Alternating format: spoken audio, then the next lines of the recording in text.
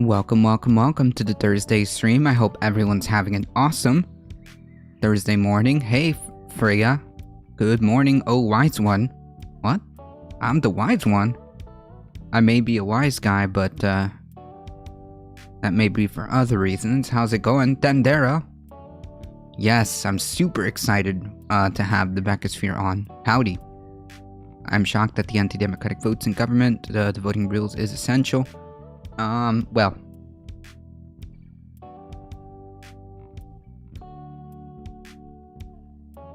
Well, I don't know about, fast on the road to civil chaos, simply on the basis of this particular L. I think there's more factors involved, for civil chaos, should it manifest itself, other than the inability to pass whatever bill they wanted to pass.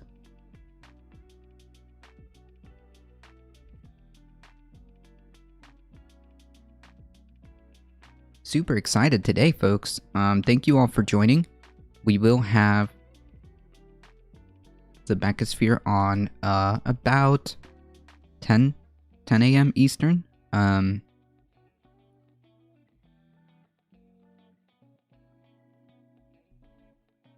About 40 minutes, 45 minutes.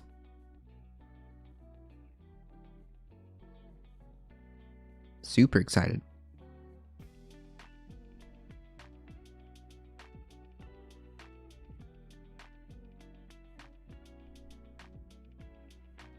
In the meantime, we've got a couple of headlines to run through just so that we can get through some of these.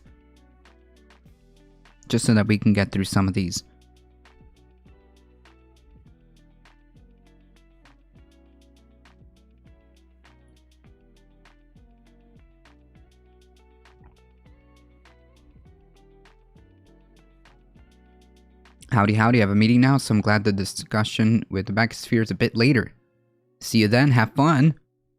You have fun at that meeting. Thank you so much for stopping by, Kal-El. Thank you. Even if it's just for lurking. See you in a moment when you come back.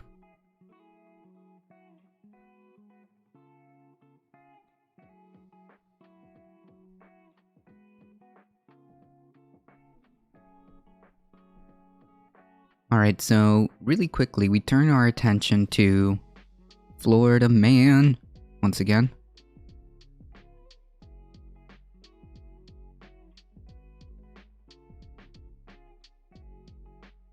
My goodness, these ads, I'm telling you. A proposal by Florida's Republican Governor Ron DeSantis to create a new police agency, because that's what we need. Thank goodness for Governor Ron DeSantis solving problems that don't exist. Thank you. To investigate the state's elections has worried voting rights advocates, election officials, and members of Congress as GOP legislators across the U.S. overhaul election administration. Right, here's the question that I always ask when it comes to these election integrity nonsense. Exactly what evidence is there for the necessity to create a police agency to investigate any type of election crime? Is there like a massive influx of election fraud or voter fraud, whatever? You know, it's unfortunate, but these people conflate the two, but nonetheless, is there like some type of massive problem in the state of Florida where we have to create an entire police agency to investigate the, and this is true, the about handful of voter fraud that does happen? I mean, I think like the most we were able to find in the 2020 election in Florida alone was about a dozen, I think, of voter fraud. I think that was like the maximum in a state where how many people voted? How many people voted in Florida? So if you add the popular vote, about, I would say 11 million. About 11 million. And this is the justification. The justification to waste $6 million to fund a new police agency, apparently. Actually, let's go a step further. How to update Halo. Gotcha. How many... Oh yeah, we already went through this one.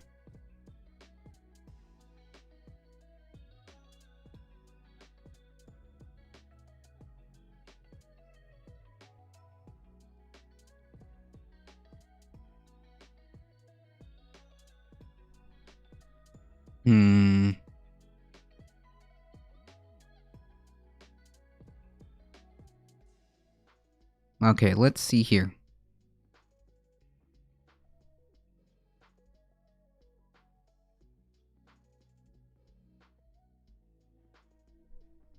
Tell me where how much Florida was.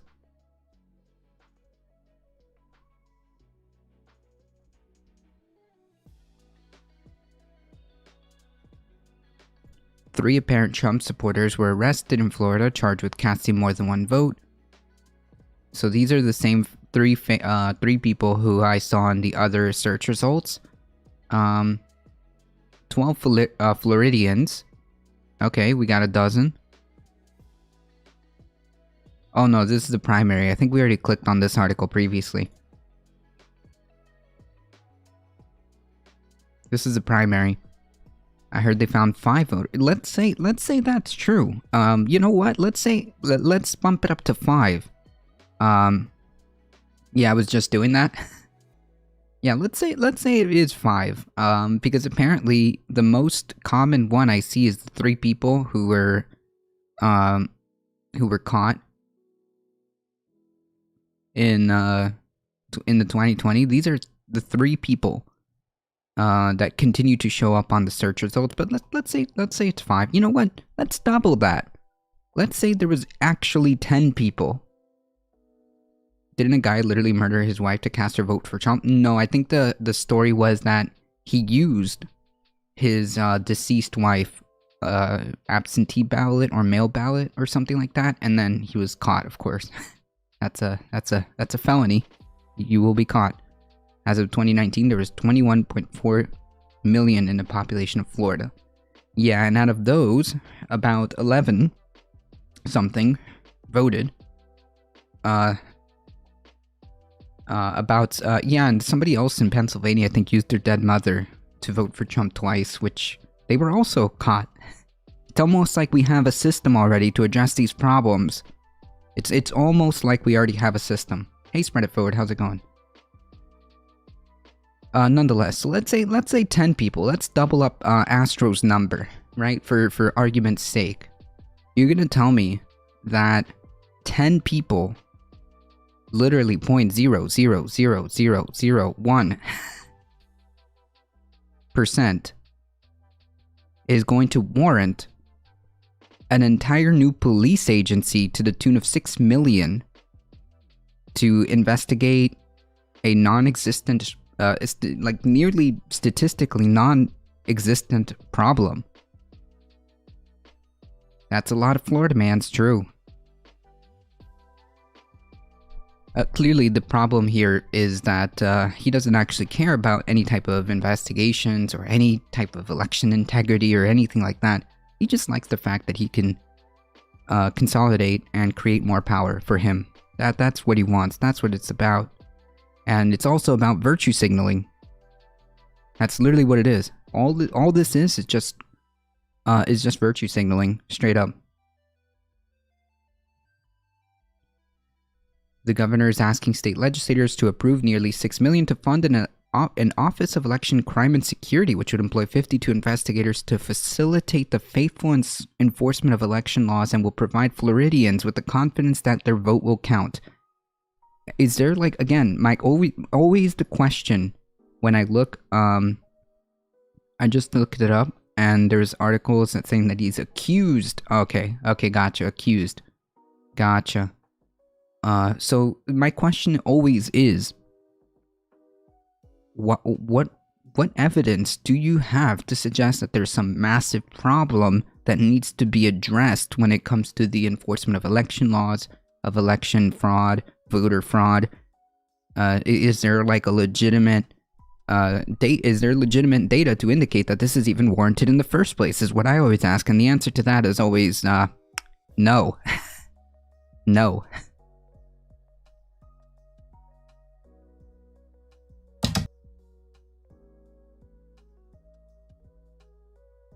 The heck? Okay. The answer to that is always no.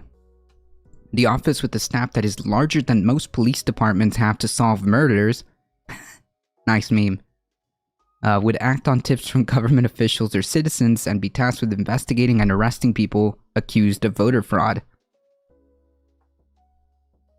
Nice meme. Republican legislators across the U.S. have filed dozens of bills to restrict ballot access and consolidate electoral oversight into the hands of the GOP-controlled legislators under a banner of election integrity and restoring, quote, voter confidence. Yeah, like, you're assuming a problem exists when it doesn't, right? Because if people really had a legitimate reason to believe that their ballot, that their vote is under threat or something like that, that'd be a different story. And there must be some type of legitimate reason why you are doing this. But there isn't. There isn't. There's literally zero legitimate reason as to why anyone in Florida would need to create an entire new police agency. Remember, these are the same people who then argue for small government. I mean, the memes write themselves, folks.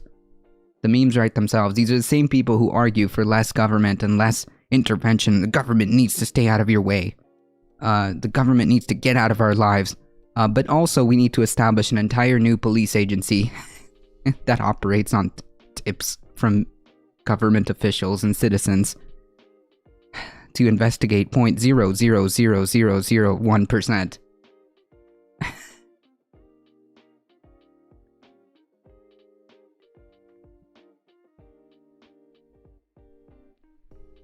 This is amazing to me. This is absolutely amazing to me.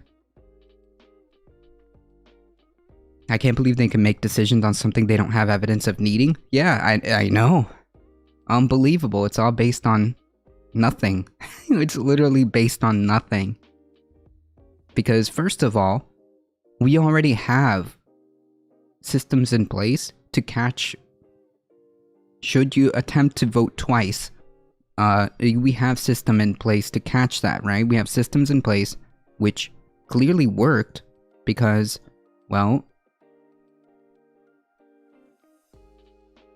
these 3 people were caught. Fox News right here. These 3 people were caught. They didn't get away with it.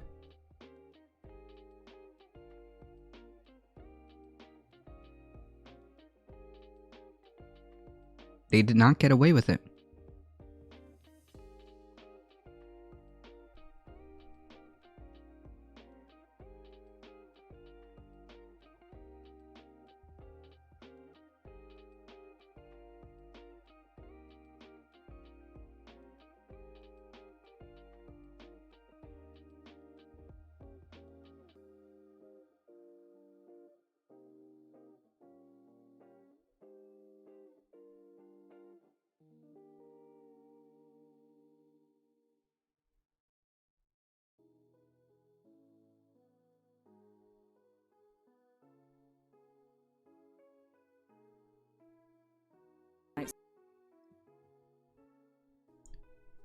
Yep.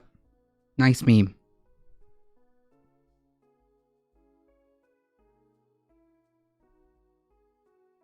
So apparently, for the sake of argument, apparently 10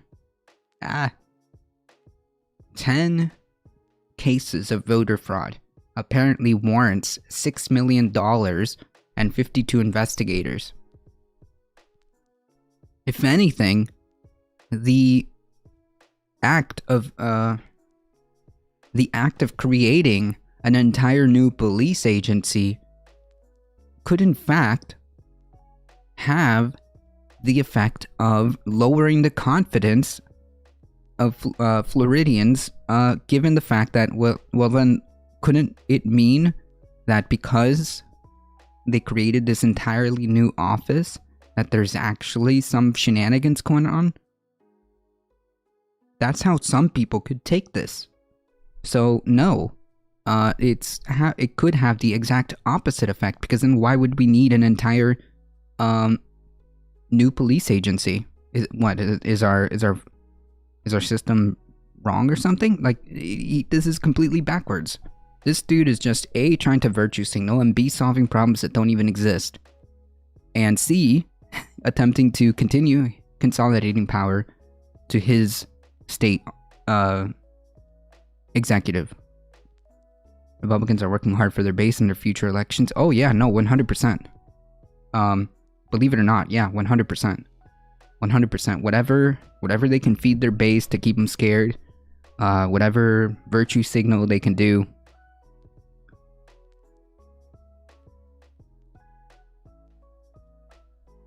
$100%.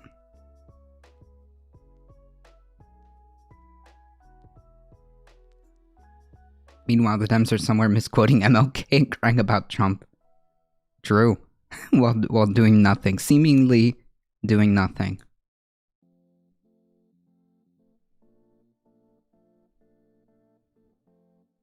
Nice meme.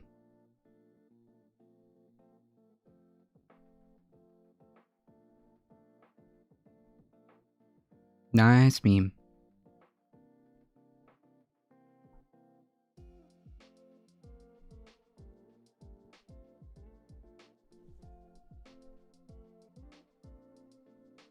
Hey Alio, how's it going?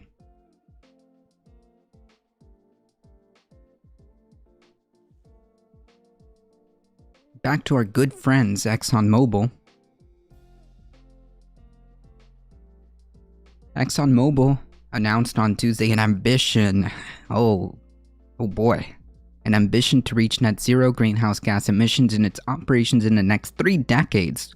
Cool. So, 2050. Yeah. Net zero. Which, as we learned, is a good meme. How's it going? Net zero, which is a good meme. Good meme.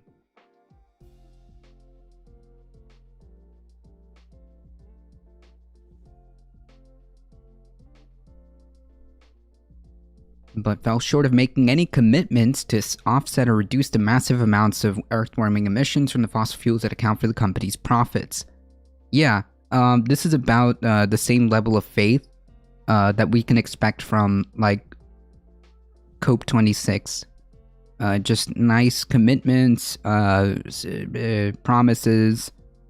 Yeah, just words is what we can count on. Net zero aspirations were outlined by the company's Advancing Climate Solutions 2020 Progress Report and builds upon previously announced emission reduction initiatives, which as we learned, ExxonMobil's front PR stances are the exact opposite of their private stances, as we've learned. Alright, let's hear the corpo speak.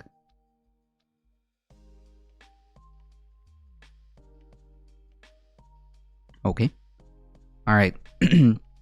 Corpo speak time. ExxonMobil is committed to playing a leading role in energy transition and advancing climate solutions, articulates our deliberate approach to helping society reach a lower emission future.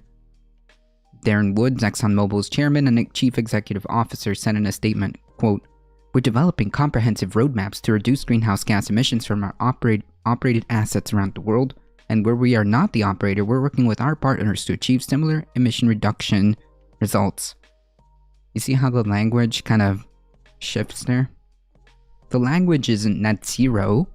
That's not what they said. The language isn't eliminating or transitioning into cleaner, renewable energy. The language is reduce the greenhouse gas emissions. Not eliminate, not move to renewables, not to lead the world or to lead the charge in any green infrastructure or green energy market. Nothing like that. It's just simply to reduce emissions, which, what does that mean? Reduce emissions? If they just reduce it by like 10%, then they did what they said they were going to do, did they not? Oh look, we reduced emissions. Oh look, we patched up a couple of our methane leaking fracking operations. Good, we lowered emissions. We did it. Yay. As the vast majority of greenhouse gases emissions from the oil and gas industry stem from the consumption of its products, scientists and environmental research have slammed the headline-grabbing announcement from the US energy giant as ineffective and insufficient at a time when climate change is already harming communities around the globe. True. ExxonMobil emission reduction pledges misses the mark and is too little too late. True. Kathy Mulvey, accountability director on the climate and energy program at the nonprofit Union of Concerned Scientists, told ABC News in a statement, this commitment solely covers operational emissions known as Scope 1 and Scope 2, which only make up a small portion of the global warming emissions associated with the fossil fuel company's business. By not making any commitments to reduce the emissions that come from burning oil and gas known as Scope 3, which as we saw in earlier studies are massive, the massive amount, ExxonMobil is shifting blame for its bulk of its emission onto consumers who are using its product exactly as the company intended. Right. Where have we seen this one before? Where have we seen this story before?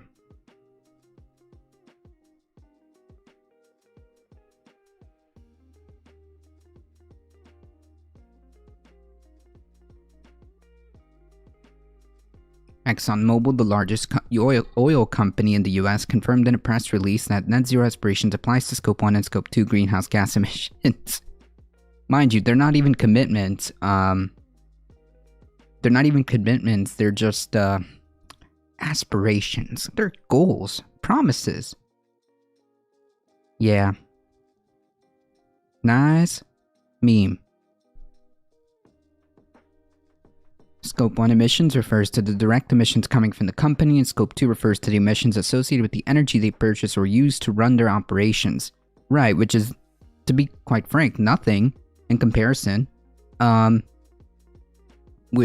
the trickle down or domino effect of their actual products, which is Scope 3, which, of course, ExxonMobil's goals makes no mention of, refers to the emissions that result from the products they sell, in this case fossil fuel. So it looks good on paper. It looks good on paper, but in reality, it does about.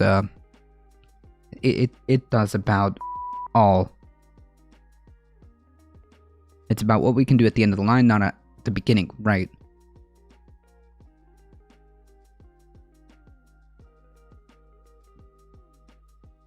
I know plenty of people who are angry that the voting rights bill was defeated. Yeah, but like, what do we expect? I mean, like I talked about this from the beginning. This is wrong. This is the wrong way of approaching things.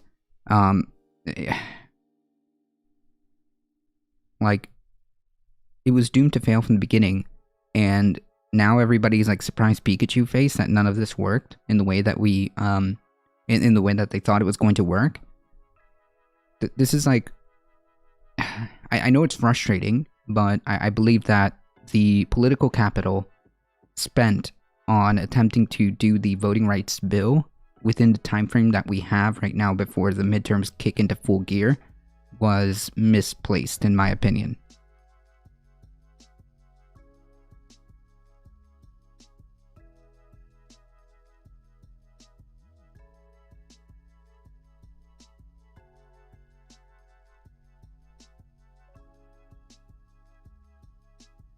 For an oil company, 90% of their emissions are Scope 3, of course. As a result, Donahue says ExxonMobil's net zero announcements is obscuring the real issue. And this is the whole point, right? It's just a faux suggest it's just a faux corpo PR stunt to say that we kind of did something. It looks like we're doing something, but in reality, we're not. And this is another case of like, yeah, the data, it's probably true that it's going to look good for ExxonMobil, but the reality is not the case. Peak miseducated population mistrusting politicians. True. We need to keep our eye on the ball. The climate system, the laws of physics don't really care about press releases. They care about actual concrete emission reductions into the atmosphere. True. True. Hey, Madame Defarge, how's it going? It was new strategies and new bills have to be planned. Well, at this point in time, the only viable strategy that the Democratic Party has is to throw a Hail Mary and do a good, robust Build Back Better through the budget reconciliation. That's it. That's literally it. That's their Hail Mary. At this point.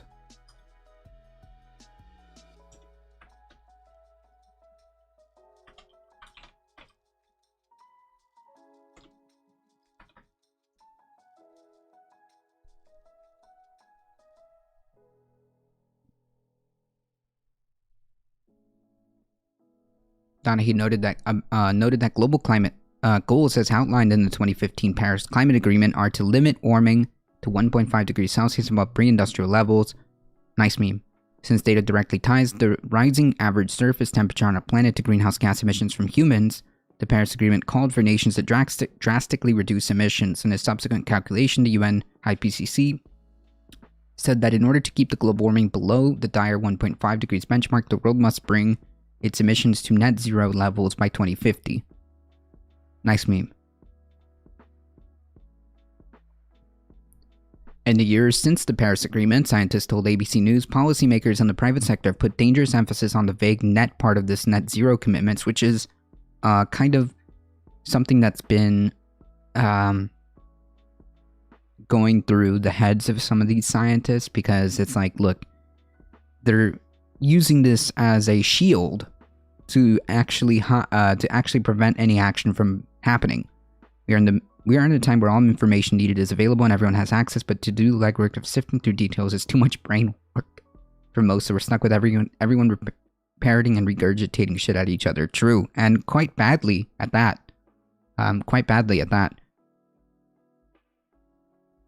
Shifting from the focus of actually reducing emissions to offsetting them with nature and tech-based solutions that simply don't exist yet at the scale necessary to meet the need. Yeah, this is kind of like what we were... let me see if I can pull that up, actually.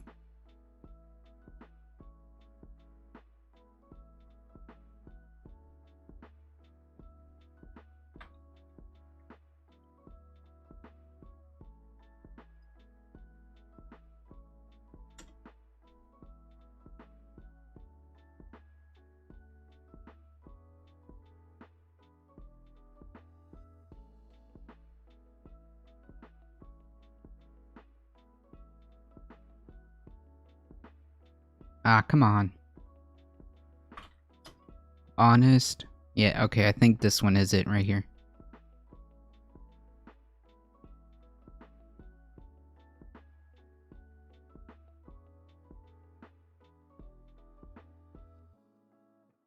Yeah, this is it. Hello, I'm from the government with an update on how we're handling the climate crisis. We know you're all counting on us to solve this problem so humanity can keep enjoying its favorite pastime, continuing to live on this planet. But you see, we've realized that we are the problem. And so, how shall we put this? We're actually going to get us all killed. Look at this graph shaped like a penis because it shows how fucked we are. This is where we are now. And as we can see, it's already pretty fucked with massive fires, Floods, heat waves, locusts, bullshit. This is what scientists call the stop here or we're fucked point. And this is where we're currently headed. Or as scientists call it, net fucked by 2050. The good news is we've promised to reduce our emissions. And if you take all our promises and add them together, that puts us on track for still very much fucked by 2050. And that's if we keep our promises. A big if, since some of our biggest promises are being coke-blocked by corporate coal shills, while others are nothing more than blah blah blah, or a plan printed on a pamphlet. Pamphlet? Our promises and pamphlets are also based on the hope that we'll offset our emissions with technologies which don't work or even fucking exist. Or with technologies that do work and exist, like trees. Except trees need time to grow, which we don't have. And space, which we also don't have. Plus, trees can burn, which seems to happen a lot these days due to climate change. And when they do, they release all that carbon they captured. Which means the only way we can keep our promises is to stop emitting carbon. Are we doing that? God, no. We've been subsidizing it at a rate of $11 million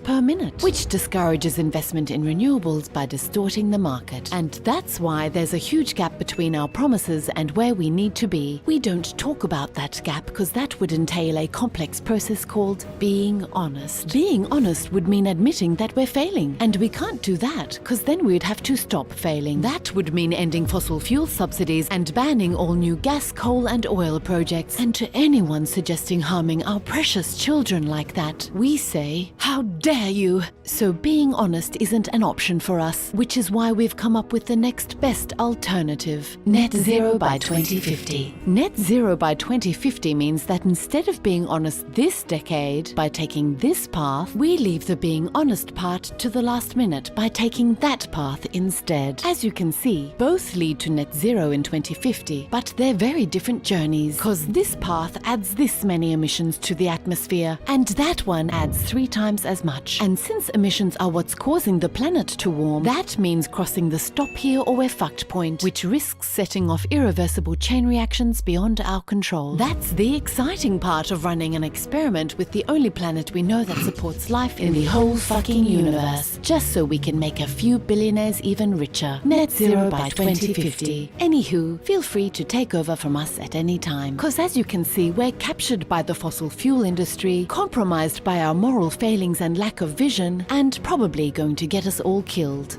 This has been a message from your local government franchise. Goodbye.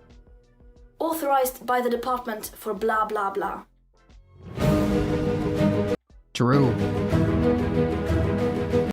Pretty much like the TLDR on this one. Do y'all think we should have more serious debates televised? Like, imagine instead of people talking about a show from last night, we're discussing ideas or opposition to ideas found during the telecasted debate. Oh, you mean like actual debates? Yeah. Yeah, that would be cool. Yeah, that would be cool. It's like dipping that black pill in sugar and chocolate. Yeah, exactly. Because that's pretty much where we're at, where we can just kind of laugh, because the alternative is so much more terrifying. Jesus Christ. I hate how fucking correct that is. True. True. Yeah, so this is basically the TLDR on these net zero by 2050 memes. Yeah.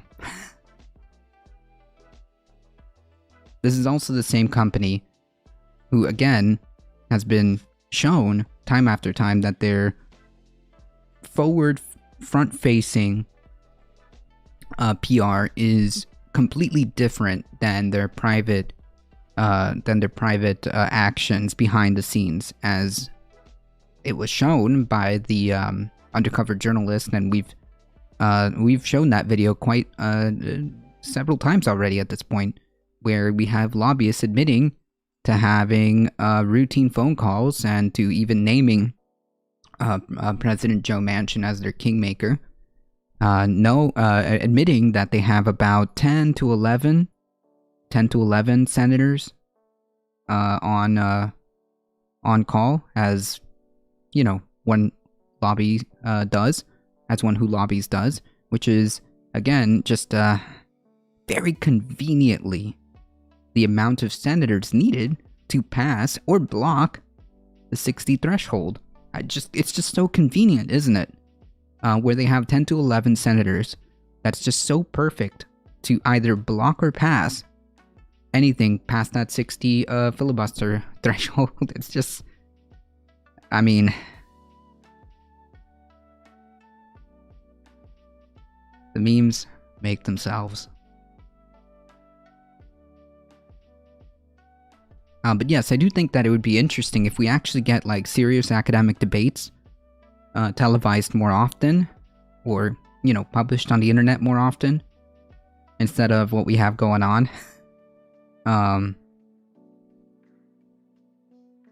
That would be nice. That would be nice.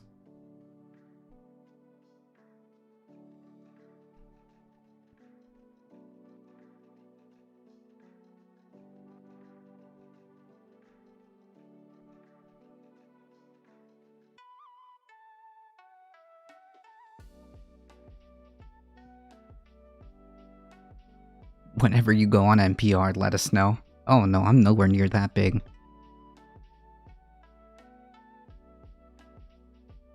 I'm nowhere near that big.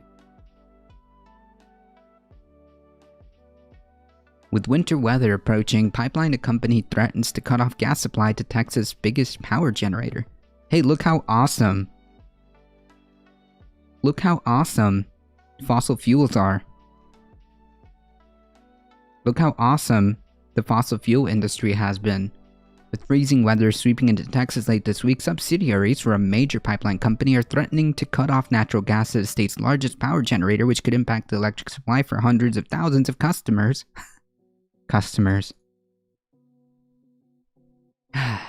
Over a financial dispute. Hey, isn't this cool? Isn't this cool how the privatization of, you know, precious energy is working so good for us?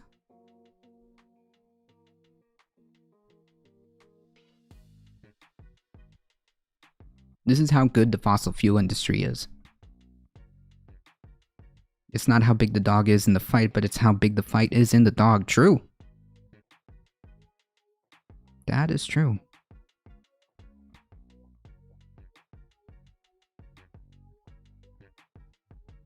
That is true.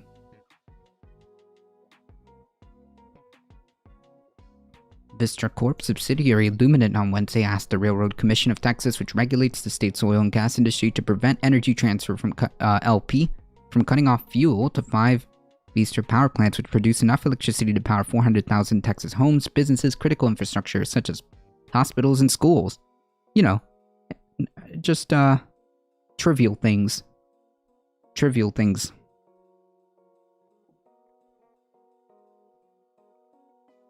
Mind you, the big storm that we covered that happened last year, I think it was last February, coincidentally almost a year from now, last February was a failure of natural gas. Was a failure of natural gas.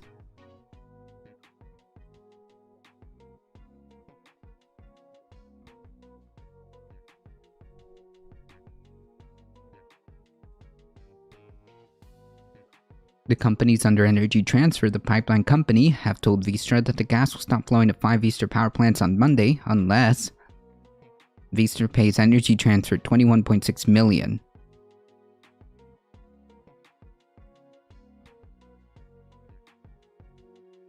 The threat to terminate service in the middle of winter is illegal and grossly irresponsible and should be prohibited by the Commission. No, I think that the privatization of such things like energy are grossly irresponsible and should be prohibited. Vistra called the move by Energy Transfer, run by billionaire Kelsey Warren, a form of commercial extortion. Yeah. Nice meme.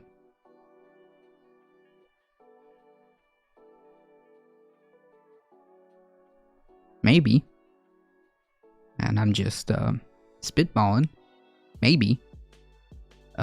This shouldn't be in private hands, especially given the fact that last year's debacle kind of proves the point, right? especially in California too. PG&E, private company, their lack of care, of taking care of their infrastructure, were some of the leading causes of the fires. Because, you know, they can't be bothered to spend money on making sure that their infrastructure holds up. They can't be bothered with that.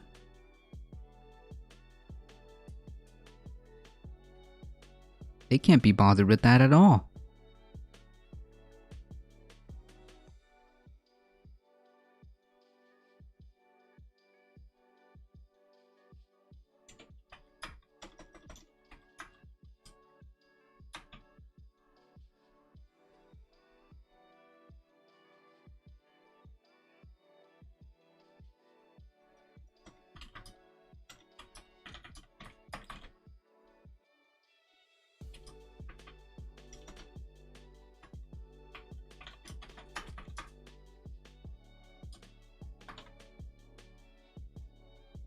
Ah.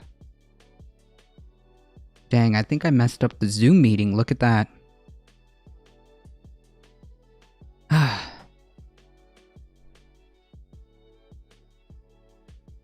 Boo. That's very true. My toothless chihuahua was the most vicious and tenacious opponent. True. True.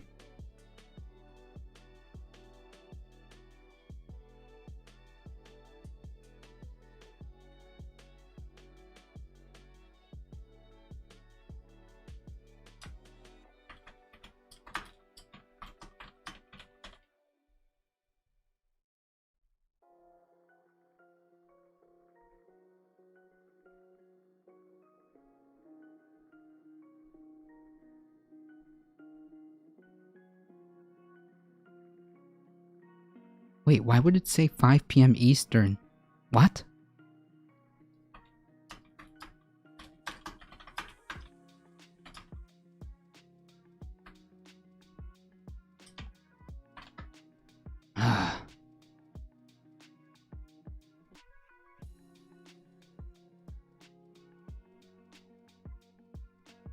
Wow, this is why super boomer moment on my part.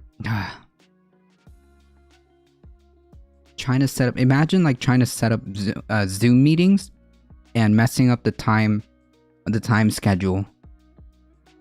What a boomer moment. Thank you for the follow, I appreciate that. Welcome.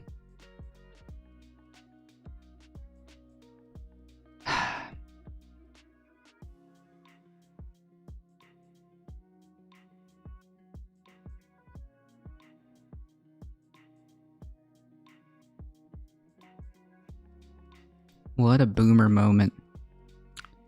Shame on me.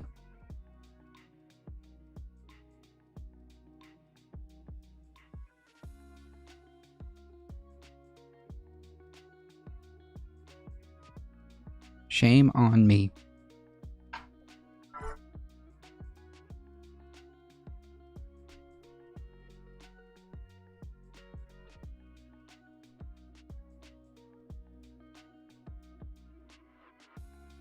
Not a boomer? Apparently I am.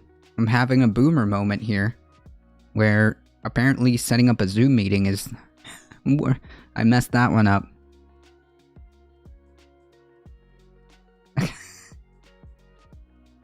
Nice meme.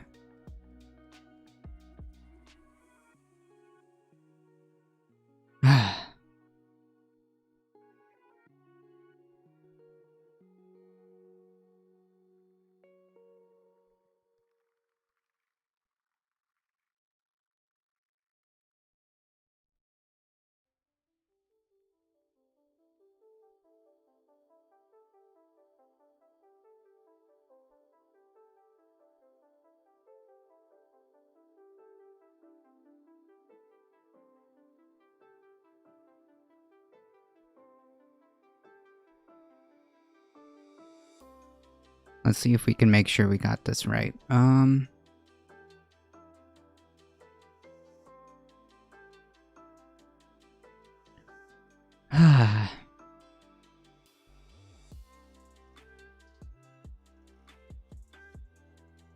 Shame on me. Shame on me for not,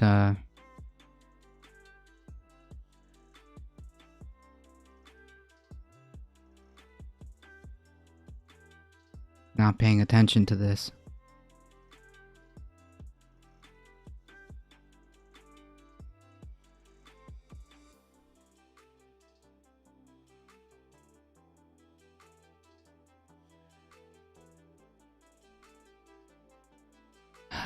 Okay.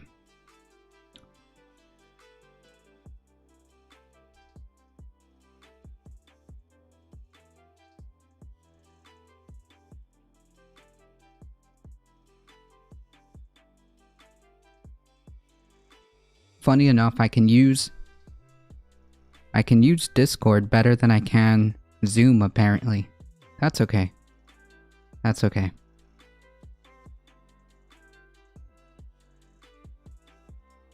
Here's what I'm gonna do.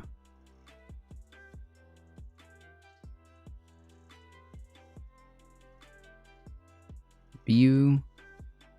Speaker. Nope. Okay.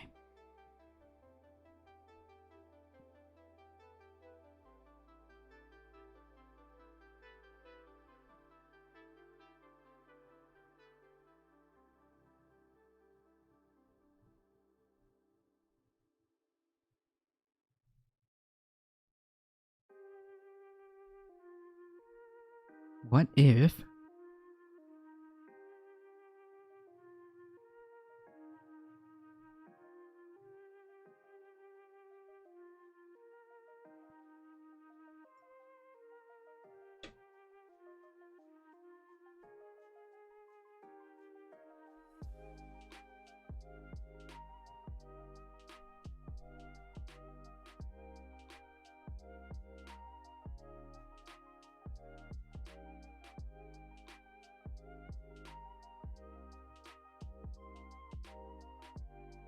Oh. Oops. No, that's not right.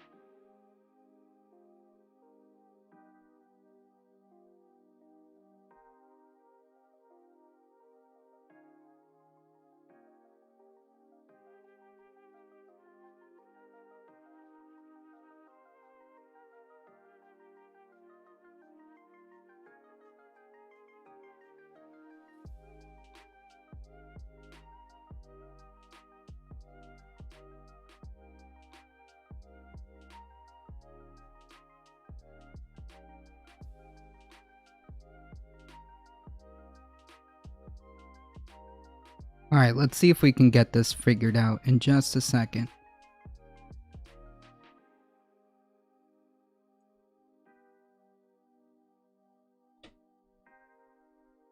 Alright. I think we got it, folks, maybe?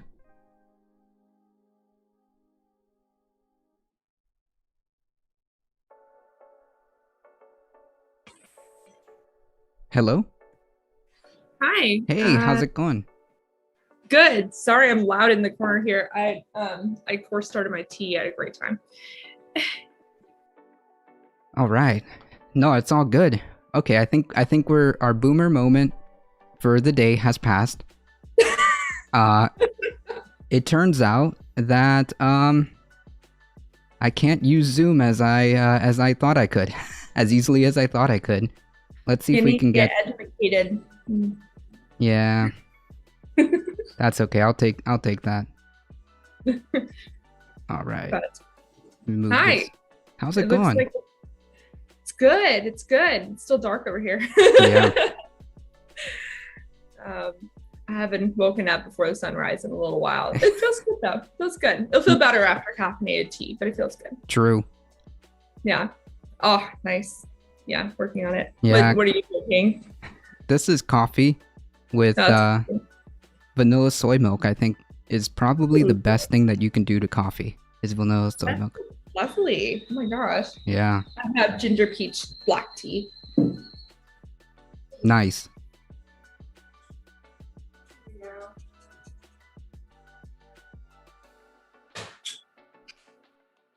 Okay. There. Now I'm ready. All right, chat. Sorry about that. We got it all figured out and all squared away. We did it. Let me just move this back here. Cool. There we go. Cool. So, first and foremost, I appreciate you coming on. This does mean a lot to us here, and we've made it a point on this channel to attempt to at least cover and bring attention to the climate crisis. I always weave that in because mainly I do a lot of like news and politics, but my core focus is always to kind of bring it back full circle to at least include something regarding climate change. I always try to cover an article or I always try to talk about it in some way, shape, or form. And I think that's been an issue for me anyways for quite some time. Just to give you a little bit of a background, what made me become some type of political person or some type of I don't want to say because I'm small, I'm very small, but I would like to say you're about the same size. Yeah, actually I think you're bigger than me. No, I don't know about that. Maybe. I mean, but either way, I would like to think that I'm trying to make a difference. And that spark happened back in 2011, I want to say, like during the Obama's second presidency, when I saw what happened in the Standing Rock issue with the pipeline, and that kind of kicked off the whole thing. Me and my co-host started to make and on like the smallest GoPro that we had at the time, which was the latest technology. We started making like small 3-minute videos, bringing attention to what happened in Standing Rock. Then we focused on where we are here in Florida, the massive algae issues that we've had and continue to have, and all this kind of stuff. And well, fast forward to 2022 now, and here we are. So that's kind of what sparked my interest in politics and stuff like that, is really the climate. The climate crisis is what basically sparked my my interest in all of this, what ended up being where we are now. And I think it's important, and I think that I tried to do my best to focus on it, or at least bring attention to that. So I'm just really glad you're here, and I'm glad that you took the time to just join us here. And I also respect a lot of what you do, because unfortunately there's not a lot of people that do what you do, which is kind of condense all the news when it comes to climate change and the climate crisis, and just kind of condense it and focus on that per weekly or bi-weekly, I think is what you do now. Bi-weekly now, yeah. Weekly was just too much. If I was ever going to do a video that wasn't related to a climate recap, then I had to not just do weekly, because it would have been far too much. That honestly, I remember covering from afar. I didn't go all the way over to the protests and stuff, but I remember covering it from Oregon at that point, and because I was a part of an environmental magazine at my school, and that was probably one of my first big environmental focuses that I honestly talked about. So I think that's really interesting that was a big moment for you too. I started my channel in October of 2020, and so it was before the Trump elections, and it was basically me feeling helpless, not knowing which way it would go, and so that basically spurred in me a need to talk about it. And I understand now why nobody else covers the climate news like I do, because it's hard.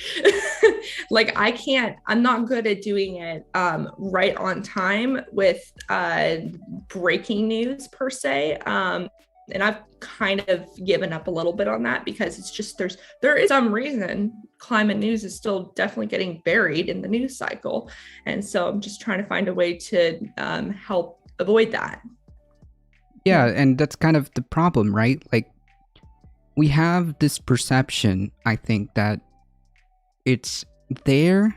People like kind of realize that it's a problem, but they kind of like have this perception that like, well, you know, it's probably something that's gonna happen down the road. Like, it's not gonna affect me.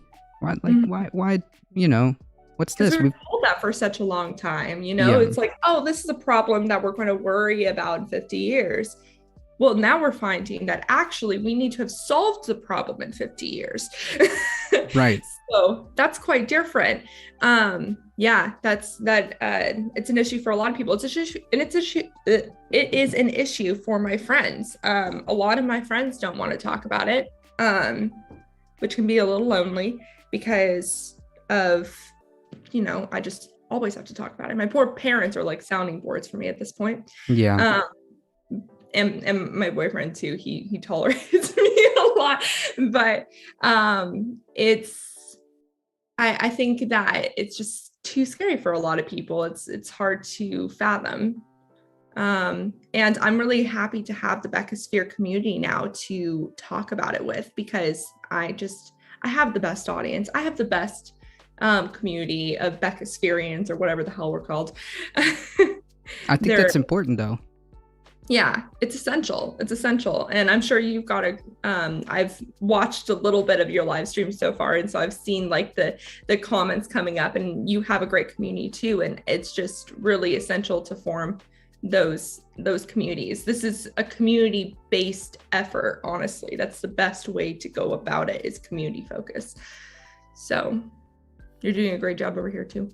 Thank you. I appreciate that. I mean, there's just so much going on, but I'm just glad that at some point we can always like circle back to the climate crisis. And I mean, it is important to have a supportive community, and it is important to kind of be able to, I guess, vent, for lack of a better word, to just kind of like hold each other up, because like, when you start really digging into it, and when you start kind of putting the pieces together and start realizing as more and more studies come, or I guess more models and more data start to come in, it starts to look a little bit bleak, you know? It starts to look a little bit bleak. I think that we touched a little bit on this with our previous conversation with another creator called Bela. And she has a organization or like community called the Climate Replay, where she gets like gamers together and tries to like kind of build a small tight-knit community where they can all talk to each other and play video games in the you know, hopes to advance awareness of the climate crisis. So she's got like some type of like community organization where people can specifically go there just to talk with each other, you know, because it's that's really cool. I think it's so important to have a just like a focus. You know, you can have passions in so many different things, but if you find a way to connect that to climate action or climate education, then that is just so cool. So that's awesome. Absolutely. Yeah. Just a quick question, or I guess a preface. How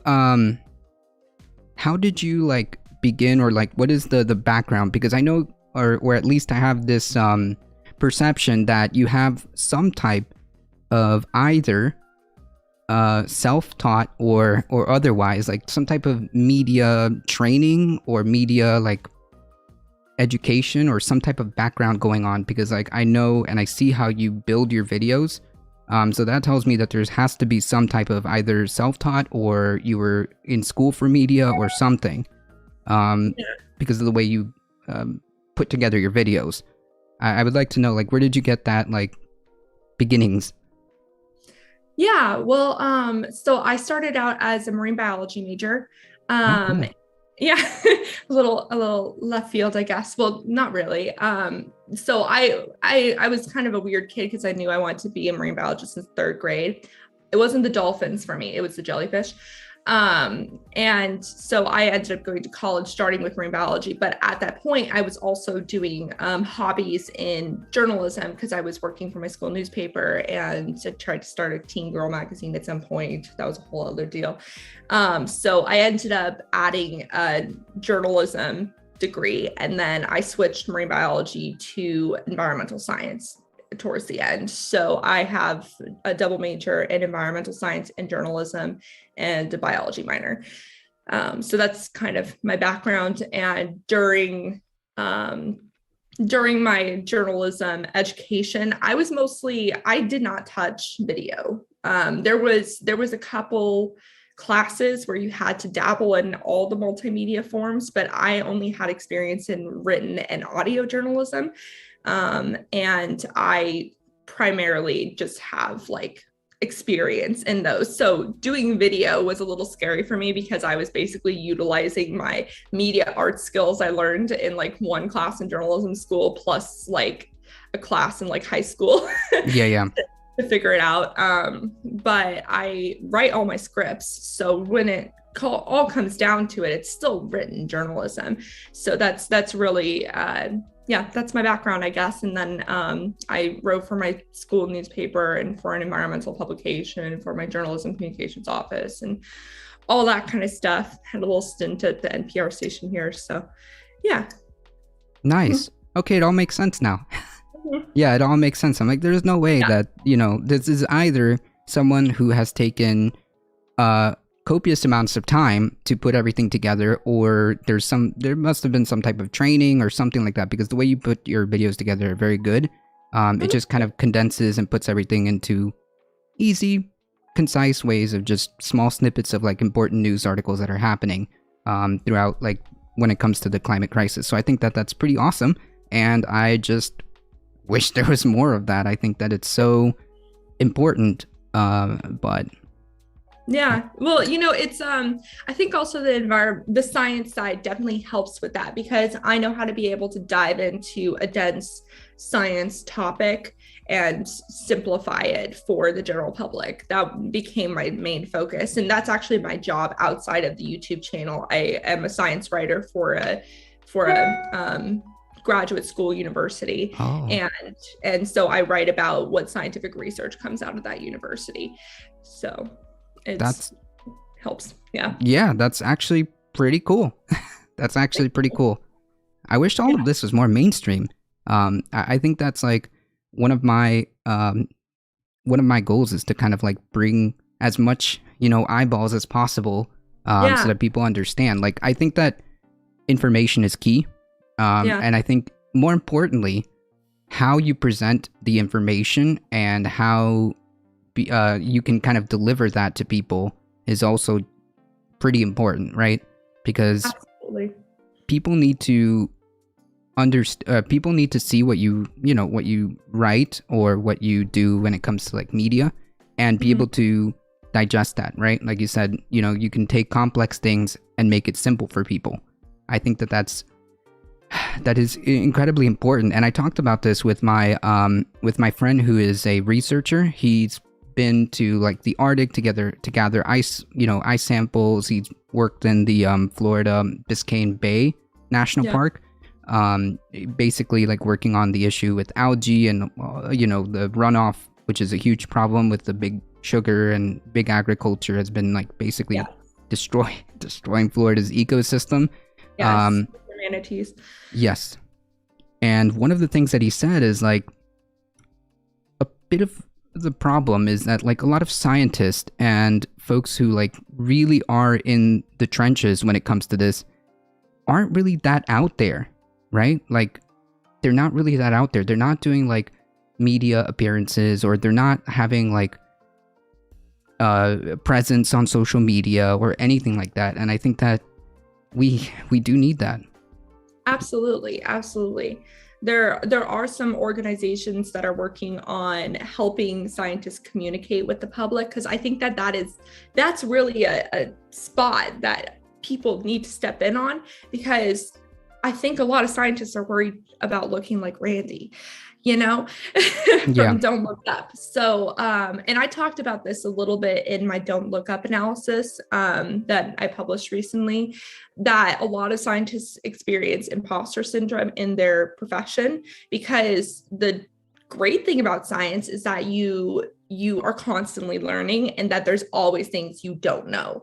And so it can be really hard to feel comfortable enough in your expertise to share it with the world.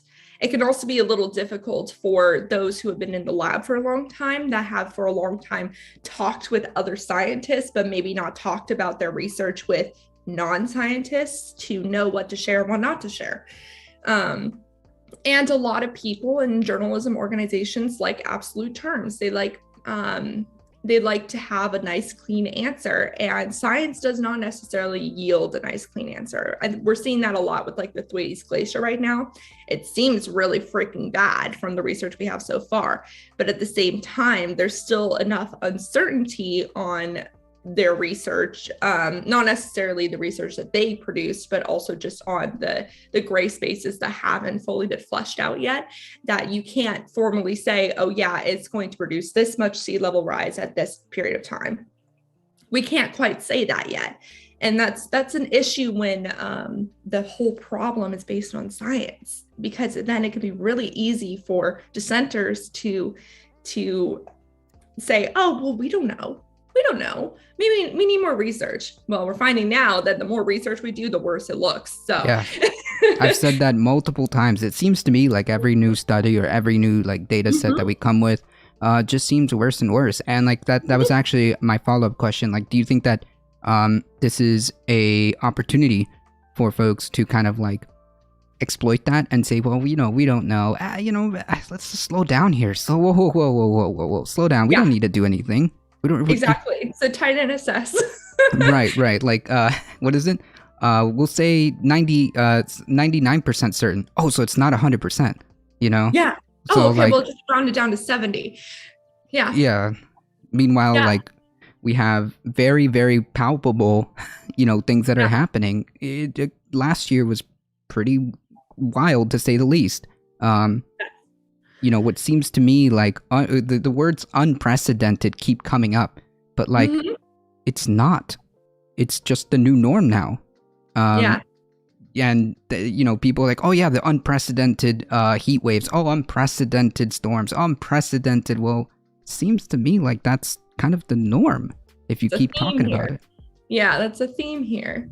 Well, so then it also goes back to our really poor education system. Honestly, I'm not going to ever shit on teachers, because I think they do a fantastic job for the most part.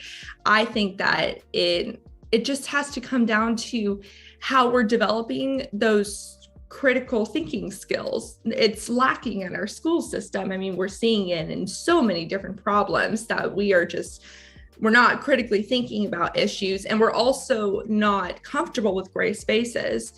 We want that multiple choice answer, that there's only one answer and it's correct, but that's not true in real life for the most part. It's a lot of, well, it's pretty likely that there's this, and if you look at all these pieces of evidence and you try to refute those pieces of evidence with this experiment, and it still ends up yielding these results, okay, it seems like these results are probably pretty trustworthy, and they might not come to an absolutist figure, but there is consensus on the topic. That's something that I think is missing in the public vernacular, which also makes it really difficult for people to conceptualize these issues and to feel comfortable covering these issues, because a lot of journalists don't have that science background. That's what made me unusual at my school, frankly, is I was trying to double major in those things, and I was actually helping some of my peers talk about scientific issues, because I was able to look at those scientific issues or talk to the experts and understand what they were saying enough to dumb it down. But I feel like the general public I feel like we need to find a way that more people could do that. It seems like it's hard, but it's really not. And actually, some of the best things you can do is just ask the stupidest questions. Right. Just forget that you don't know stuff and just ask the stupidest questions. I utilize my dumb blonde look. Okay. I might have a scientific background, but most of the time I just act dumb and I just have them explain it in the lamest terms that they can. And then I'll follow up with some smarter questions after that. But that's really all you have to do is you just got to ask the dumb questions, and you got to leave your pride at the door. Yeah. Well, that's science in general, right? Exactly. But that should also be the same thing with science communication too. Yeah, it's like, I want to say almost the Socratic method, where you just like, that's interesting, but why is that? Yeah. Or yeah, you just said that we had like, multiple models predict X, Y, and Z, but that like we have this gray area. Can you explain that to me? Like, just keep poking at it, and it seems to me the more you do, it all points to similar, or in the general area of like, we've got to do whatever we can in whatever ways that we can, as quickly as we can, to decouple ourselves from fossil fuels as one of the pieces of the puzzle. Because like, I feel like it's very myopic to think that we can just do one thing and it will solve the problem that is quite complex in and of itself. I mean, to think that the Earth's entire system, the way it operates and the way it functions, is incredibly complex, and sometimes even our solution, sometimes depending on where it comes from, inadvertently ends up creating a domino effect that we didn't foresee. So it's very complex, and it requires a very complex solution, right? Part of it is to decouple ourselves from fossil fuels. Part of it is the economic aspect of how we consider running things. It's reorganizing our priorities. It's even, considering how we do food, agriculture, animal agriculture. All of this is just a lot. It's a lot, and it can very easily get overwhelming. I just have to constantly remind myself that I'm not the only one thinking about this, that there are other people that are in these different areas that are making a change, and that it's a growing number of us than what it used to be. And it will continue to grow because people are getting more scared about the issue. I think the latest poll shows that 6 out of 10 of Americans are very concerned about the issue, and that experts have now considered climate change over the pandemic as an issue. So we're seeing people caring about it more than it ever has before. And I was watching this John Oliver clip for the Just Don't Look Up video that it was only 7 years ago, but the scientific consensus was 97%, not 99.9%. So that was already lower. And he was still having to explain why putting a climate denialist and a climate scientist, always Bill Nye, in a 50-50 discussion did not make sense. That was only 7 years ago. Yeah. Also denialism was such a bigger thing only 7 years ago. And now it's less deny and more delay. But just if you look at the time period in which we've already changed public perception of the issue, it's happened pretty quick. Should it have been in the 80s? Yes, but it's happening pretty quick. So that's the main thing that gives me hope, is that there's a lot of people on the front lines that are doing cool things about it, and that we're already shifting pretty rapidly, not as fast as we need to, but we are. So yeah, somebody asked in chat, like, so where do we go from here? I think that's a valid question. Where do we go? Like, what's the future? What do we do? What can we do? Well, I think that it's important to first look at where you are, look at what you are doing. Not necessarily talking about personal impact, because we recognize that 100 companies are causing the vast majority of our global change. So it might matter more to look at things from a community standpoint, or from what business you're a part of, or from what hobby you have, what interests you have. If you're looking for a new job, then definitely do something relating to climate, because we could utilize any expertise in that field. With just using my own example, I work for the military. And I'm a huge communications person for a top military school. One of the things I'm doing is utilizing the fact that they're already doing a lot of really cool research in that university, because it's the top STEM university in the Navy, that they're talking about climate change there. Okay, cool. I'm just going to utilize that a little bit in my little communications office position, and I'm going to push out more climate stories than we've ever talked about in the communications office. And that goes to the main website for the school, but it also goes in an internal and external areas in the Navy. That's an example of something where, okay, technically my job description doesn't have to do with climate, but I'm going to utilize my position and what I can do to increase the voices of people doing really cool things in a climate field. You're working on a Twitch stream. What is your job? I don't know. My job is actually very simple. My real IRL job is unironically just customer service. Okay. That's it, like over the phone. I mean, like, I do keep up with like the company newsletter or news like bulletins, and I do see that like sometimes my company will post out like, oh look, we did a X amount fundraiser for X cause for climate change or something like that. Like, I'll always be on the lookout, and if asked, I will always kind of like put that out there. But things like that, yeah, absolutely, they'll like donate to like parks or something like that. So yeah, I completely agree that, like, we can have a little bit more of awareness as to what's going on. Yeah, I'm always upselling the solar panels. Oh man, I wish. I have a friend who actually works on that. His company does loans for solar panels here in Florida. So that's pretty cool. Nice. Yeah.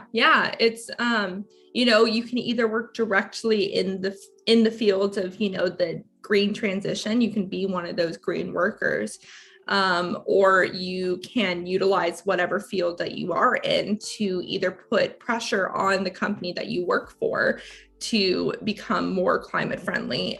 Even if you work at a fast food restaurant or something like that, McDonald's needs to step it up. They don't even have freaking vegan options at this point. So, if you talk about it with your fellow coworkers and stuff, and you start, making a little bit of noise, that can help too. Obviously, we don't want you to get fired or anything like that. But also, if you're fired for trying to talk about climate related stuff, go to the freaking press. You know what I mean? That's unacceptable in this day and age. And people still are getting fired for that. And that is stupid. So if that stuff happens, you got to be vocal about it, Yeah, we've heard, we covered the story about, I think it was like I want to say like a couple of Amazon folks who were attempting to spill the beans on the realities of the carbon footprints and stuff like that Amazon's having, or trying to bring up, like, they were trying to make like noise about it. And they were fired under violating company policy or whatever, insert the usual excuse so that they don't have to face any legal repercussions here. And it ended up being a huge story. A huge story. So now they gotta take that L, because everyone, it was all over the news, meaning that there was some articles written about it. We covered it. So like, I completely agree.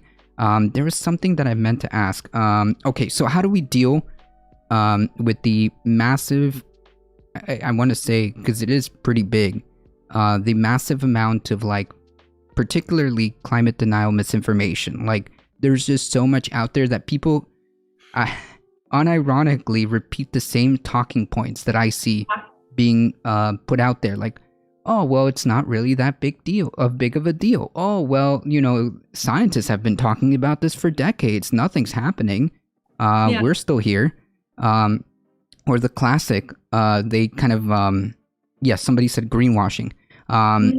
Oh, or yeah. Greenwashing is a big issue right now. Yeah, or the classic, like, oh, well, I heard an ex-politician say that we're all going to die, in 10 years, and that hasn't happened. Like, well, I don't know. First of all, I have to go back and see that quote. And second of all, no, that's not what anybody has said. Yeah.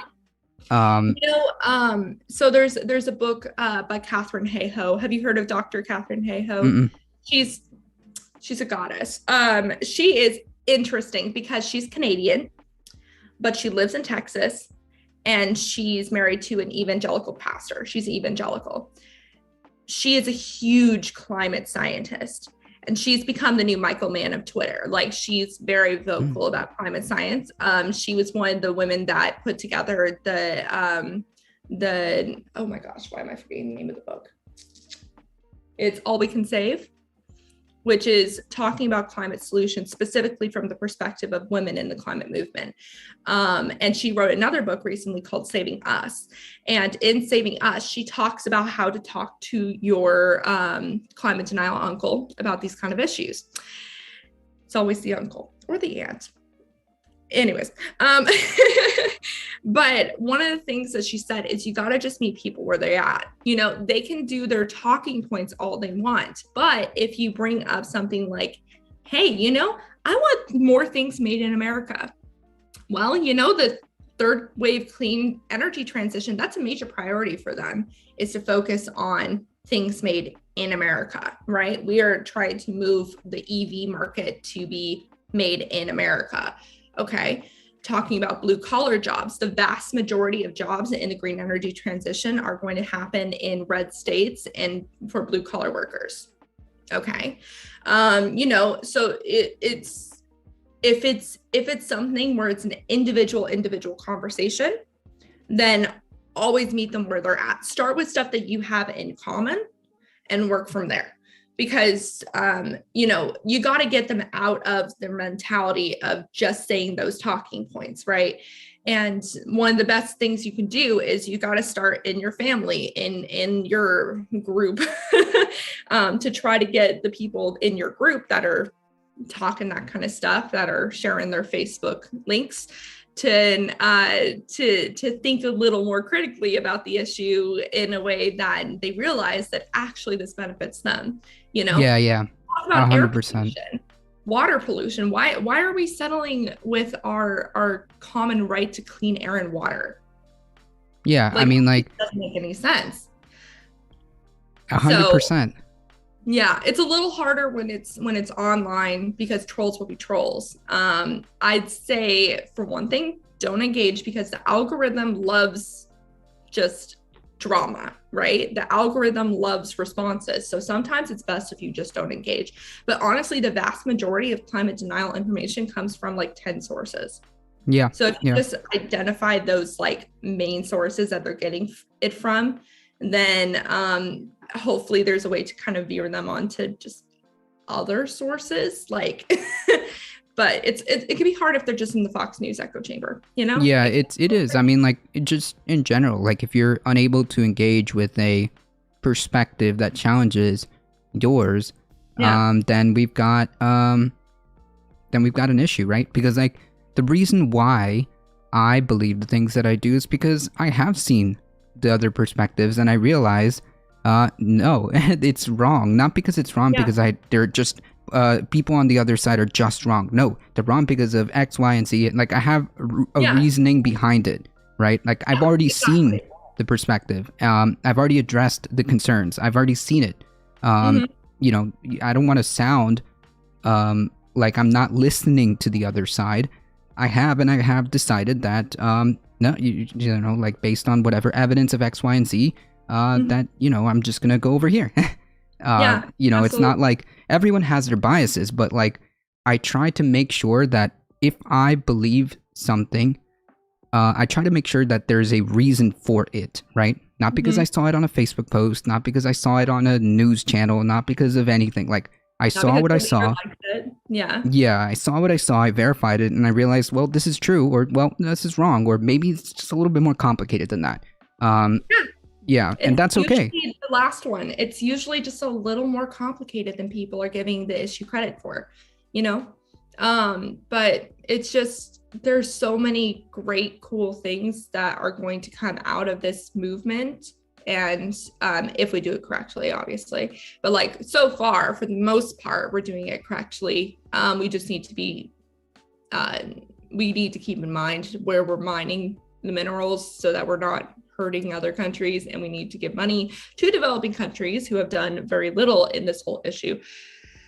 But if we do it correctly, then it's something that will benefit everybody, you know. Of course. And so you just have to kind of look at, well, this person I'm talking to, what do they care about, and go from there, because there's something for everyone in this movement. That's right. The way, like, I saw a video where there's like 4 scales that you're supposed to like deal with, right? There's the individual, what you can do personally. Yes. Do you have a bike? Can you bike? Can you use public transportation when possible? Can you afford to go as much plant-based as you can? Can you afford, like, start with whatever you can, you know? All right, look, on Mondays we're just not doing the meat on Mondays. And then progressively try to do what you can. The individual choice is what I'm saying. Then the second one is your family, friends, like your small circle, right? Then the third one becomes, well, your city council, your state legislature. And then the fourth one is kind of like the more broad country, nation level, right? Voting. From what I understand. A lot of people tend to focus on 1 and 4. But forget that you yourself can make an impact. Of course, individually, you can do what you can, but show up to your city council meetings. That's super important. And show up to your state elections.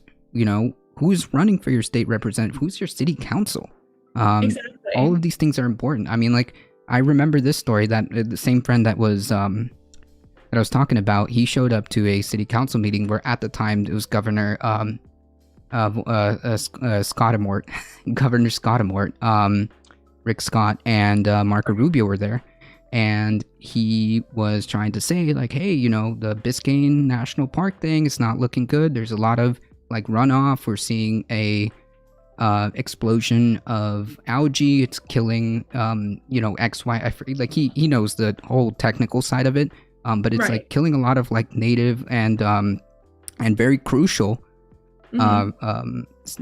plants, which then provide food for the fish, which then provide food for the other fish. And, like, manatees are suffering because the algae is, like, suffocating their seagrass, or like, he knows the technical side of it more than I do. But it's causing a lot of problems, and they just kind of, like, super, like, comic book supervillains, just like stone cold, like, okay. It's so hard because a lot of people in power right now, they can go off on their own metaphorical rocket ship at the end. You know, like, they have the money to solve their own problems. And I don't know why they would ever choose to go into a public office if they're just going to be selfish about it. But a lot of them are. And it's really frustrating because, I mean, maybe it'll hurt their bottom line depending on where they get their money from, but, like, it won't hurt them enough for them to realize that it's a huge problem for everyone else. For everyone, yeah. Yeah. And so then you kind of go, okay, well, you got to run for a position if you can. A lot of people that are pissed off enough about this issue, they need to stop saying to their small group of friends, fine, I'll run.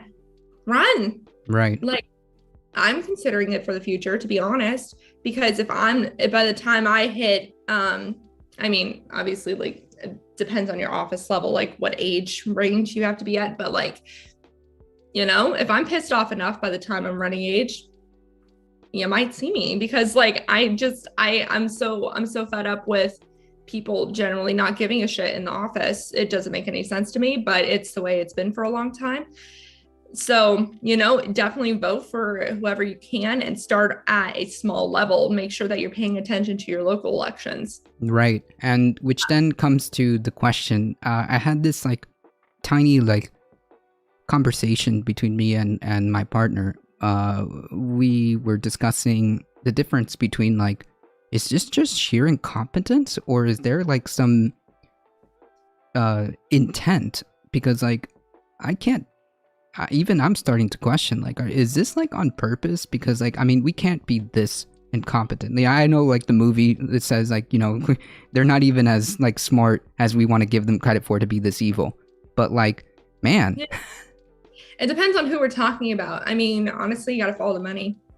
Yeah, that's true. Like a lot of them are kind of like Manchin. They get their money from fossil fuel companies. Peter in that movie is basically a fossil fuel exec. He's able to have the money to whisper into their ear and to make those decisions. And there's other companies, like even if it doesn't look like it's a fossil fuel company, it might be something else. It might be a petrochemical company. It might be even like different big agricultural companies. You just kind of got to look and see where they're getting their money from, because I feel like that is a big reason why people decide to go completely like stone cold about the issue. Yeah. I wish you could then just be like, well, think about your children. But to be honest, their children's probably going to be fine with their coal money, So right. But even then, it's really frustrating. Even then, your millions or billions or whatnot, that's not going to save you. That's not going to save you at the end of the day. Just like the movie, at the end of the day, like after all of this, it still didn't quite save you, did it? Like no, but they at the same time only care about re-election. It's such short-term thinking. It's almost like I don't know how to solve that, but they are completely short-term thinking. They're only focused on whether or not the decision that they make right now is going to be popular for people right now. And that really makes it hard for people to make systemic change, because you might not be popular when you first make that decision, right. But you will be popular with future generations in 20 years. It's like, it doesn't work for a lot of people. I don't know if that is something that needs to change with government, with elections and how they're done. And I will also say that if we just had public vote, then I think that a lot more people would care about climate, because it would be clear that a lot of electors would actually care. Because right now with the electoral college system, we seem to not really have people caring enough about the issue. Yeah, so. I see that a lot of the conclusions that I've reached to with a lot of problems boil down to like we just need to increase our expand democracy where we can, because it turns out that once like people start to realize that what they say matters, they start to realize about what matters around them. I mean, like in Florida, obviously we're like for at least the US, we're one of the places that's going to be ground zero for how this thing is going to go down. And I think that if people start realizing like, that's interesting. Our flood zones are getting a little bit bigger each time. Yeah. That's interesting. We built a seawall. Like I could walk to the seawall over here, except our streets are still flooded whenever there's a king tide. That's weird. Like if people have a perception that what they say matters, I think that we'll see a change. And the only way to do that is to encourage people to not be apathetic, right? Because like the system in and of itself may be a product of the electoral college or undemocratic aspects of our democracy or representative republic or whatever you want to call it. I think that there's a good argument to say that like it's a bit of a facade, but we'll take it. Whatever facade remnants of democracy that we have, at this point people feel like it's not working, and when they feel like it's not working, they don't participate, and when they don't participate, well, then it continues not to work. Yeah, that's another thing too, is that I've seen a lot of mentality, like the pull it up from your bootstraps kind of thing. Yeah, where people who are on top now are like, well, I dealt with all this stuff and like I didn't have anyone looking out for me and I got here kind of thing. And it's like, okay, so your life sucked and your conclusion to that is everybody else's life should still suck. Yeah, like yeah. It's so funny because that's actually pretty true. Like, oh yeah, back in my day, you know, I had to pay every penny of that, you know, student loan or whatnot. Exactly. It's like, I why mean, are we talking? I mean, like, yeah, okay, sure. And first of all, you know, that back then was not the same as ours. And second of all, like, by that logic, then you tell seniors that, you know, at one point there was no such thing as Social Security. So therefore, no one should have it. Like, why are you even investing in any of these programs? No one should have it. And it's like, yeah, it starts to, it breaks, that argumentation breaks apart really quickly. It does. But a lot of people think that and they stop getting, they start settling, you know? Yeah. I think a lot of millennials and Gen Z people are starting, well, I think Gen Z is a little better. I don't know. I'm like in between the two. I'm 24. So I'm like right in between millennials and Gen Zs. A lot of millennials are very jaded, very, very jaded. Yeah, and rightfully so. But also we suck at voting too. Also, you know? true. So it's like, okay, you could be jaded, but like fill out the ballot, dude. Like, yeah. You know, yeah, I mean, I'm a millennial and I get like super jaded all the time. I still get out there and I still like, well, now that the, just as an example, now that the Democratic Party has managed to win thin margins within the Senate and the House and the presidency, now I just sit here and like criticize them all the time. But like, you know, I do what I can within my purview. And I feel like if you are involved and if you are involved in any type of politics or like anything really, you should be prioritizing to do the most amount of good for the most amount of people. And given the choices, you got to choose that route. I mean, I understand. And it's getting harder for me to tell people like, oh yeah, just get out and vote and like, just do this, right? Because like I myself sometimes find myself incredibly jaded and I try to dial it down and I try to keep it up, you know, keep the energy up going because, well, you have to. Yeah, have to. But it's hard. And it's hard when you feel like it's a lot on your shoulders when other people in, you know, your same age range don't care and are just kind of like, whatever. It can be really frustrating. And it's so like us as, you know, 20 somethings, or I'm assuming you look like a 20 something. we need to encourage our people to actually vote and stop like just letting life pass us by like that. You know, like it's super frustrating that we're constantly having to take the moderate route as Democrats, and to weigh our options because the Democratic Party is so varied. Like, I wish it wasn't just one party, frankly, because we can't get shit done because we're constantly, you know, the super progressive people and the super moderate people are very different people. Yeah. And so it can be really hard to mobilize a base that diverse when honestly, we don't agree on that much. Right. And it's like, it's almost like it should be its own separate kind of parties, but like, we don't have the luxury of doing that at this time. Not that I'm against to start like a parallel party to kind of like compete with the Democratic Party, but like given the time that we have, that's another thing. Don't vote for Green Party. Don't vote for the other people. Like you really just have to vote Democrat or Republican because to be honest, the other options, they don't win. Yeah, and it's like, but it's getting harder and harder to do that. Given the fact that like, you know, it's getting harder to sell that point because like I agree with you that like, just in my personal opinion, you should always try to do the most amount of good for the most amount of people. And quite frankly, our system is a duopoly. We don't have, until we can build stuff in parallel, I would say that you start with like ranked choice voting, and that can be done with ballot initiatives within your state. Look into your state's rules to see if there are ballot initiatives to allow a democratization of the system that we have right now. by ranked choice voting or something like that, right? Or in your city councils and state legislators, that has more opportunity for more independent candidates, especially in city councils, right? And that's within your purview. I mean, that's your community, is it not? So you should try to focus on like what, you can, because it's very clear, and this is like the politics side of me, it's very clear that the right, and especially the far right, understands this very well. They are, you have Stephen Bannon basically calling to action all his, like the MAGA movement or whatnot, to run for local office, run for city council, run for school board, run for this, and like they get it.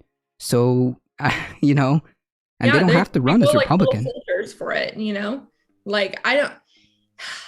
Yeah, I've thought about this for such a long time, and it makes total sense that, we started talking with climate and we go back to what our government system looks like, because it's just so intertwined with so many issues that we have. But it's weird because like we need to oh my God, I'm losing my train of thought. Jeez, it went away. I'm so upset. I had a good point too. It happens, but we need to be able to do it in a way that, one, is actually based on popular vote and is not necessarily based on the Electoral College. And what California is doing now is they're doing the top 2 candidates, regardless of what party they're in. Yeah. It's like those are the people a ranked choice kind of system. Exactly. I kind of like that idea, because I think that we are so focused on party division and like it's almost like sports teams. It's like, we're so focused on our sports teams and what team we're on that we're forgetting what the point of the teams were, right? So if there's a way for us to not focus it as much on it just being like what team you're in, then that could also help. But yeah, we honestly, us as more progressives, we need to take some notes from the alt-right, because they're good at mobilizing people. Yeah, and they're much more they're much more effective, unfortunately, at whatever it is they want to accomplish, whatever goals they want to accomplish. Part of the reason is that they create black and white issues. They simplify these issues far simpler than they need to be, but that's enough to mobilize their base. And us critical thinkers, I'm trying not to be too politicized, but us critical thinkers, we recognize that issues are not black and white, and there's all these different scales of gray, and there's a bunch of nuance, but that kind of thinking, unfortunately, doesn't necessarily yield a lot of passion towards a particular solution, because we are constantly seeing the pros and cons of all these solutions.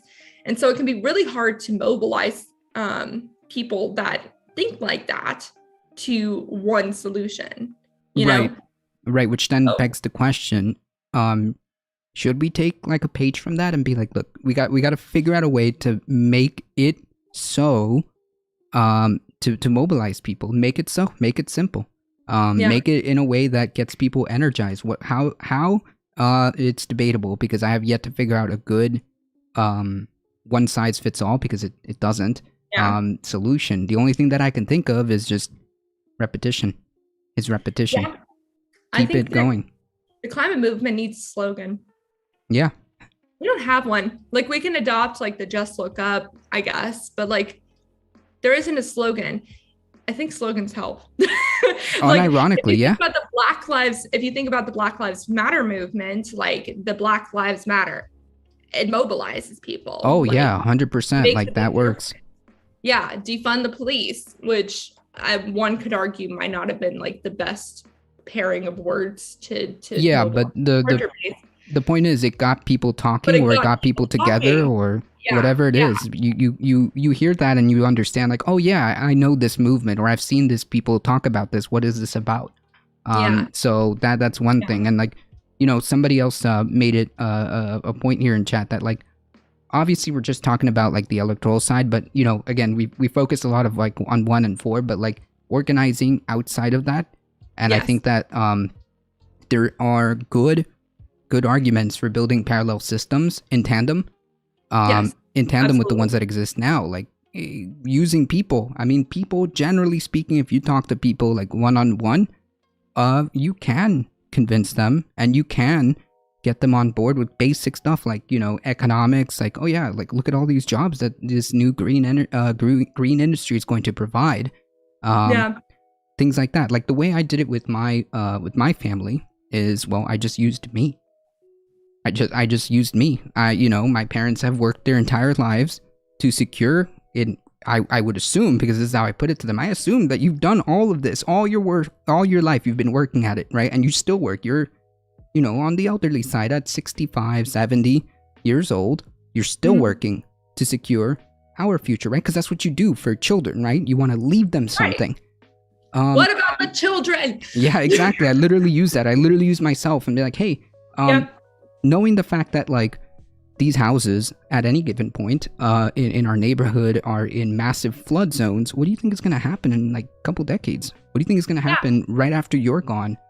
Like, you know? Now we're not talking about our kids. We're talking about us as kids. Just us. And it's like, they're like, oh yeah, you know, this investment in their head, you know, economically speaking, they're thinking with money in their mind. What are they going to leave, you know, the kids? What am I going to leave them? You know, this house, you know, what are you going to leave? I mean, nothing.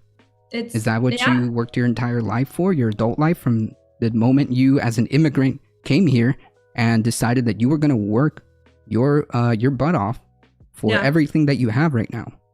And that kind of made them think about it. You know, it made them think. And I don't know, it just depends. Yeah, that's a good one, because not, you know, that's true for a lot of people, is they work to secure a good life for their kids, but they're not realizing that the life for their kids is still jeopardized by this issue.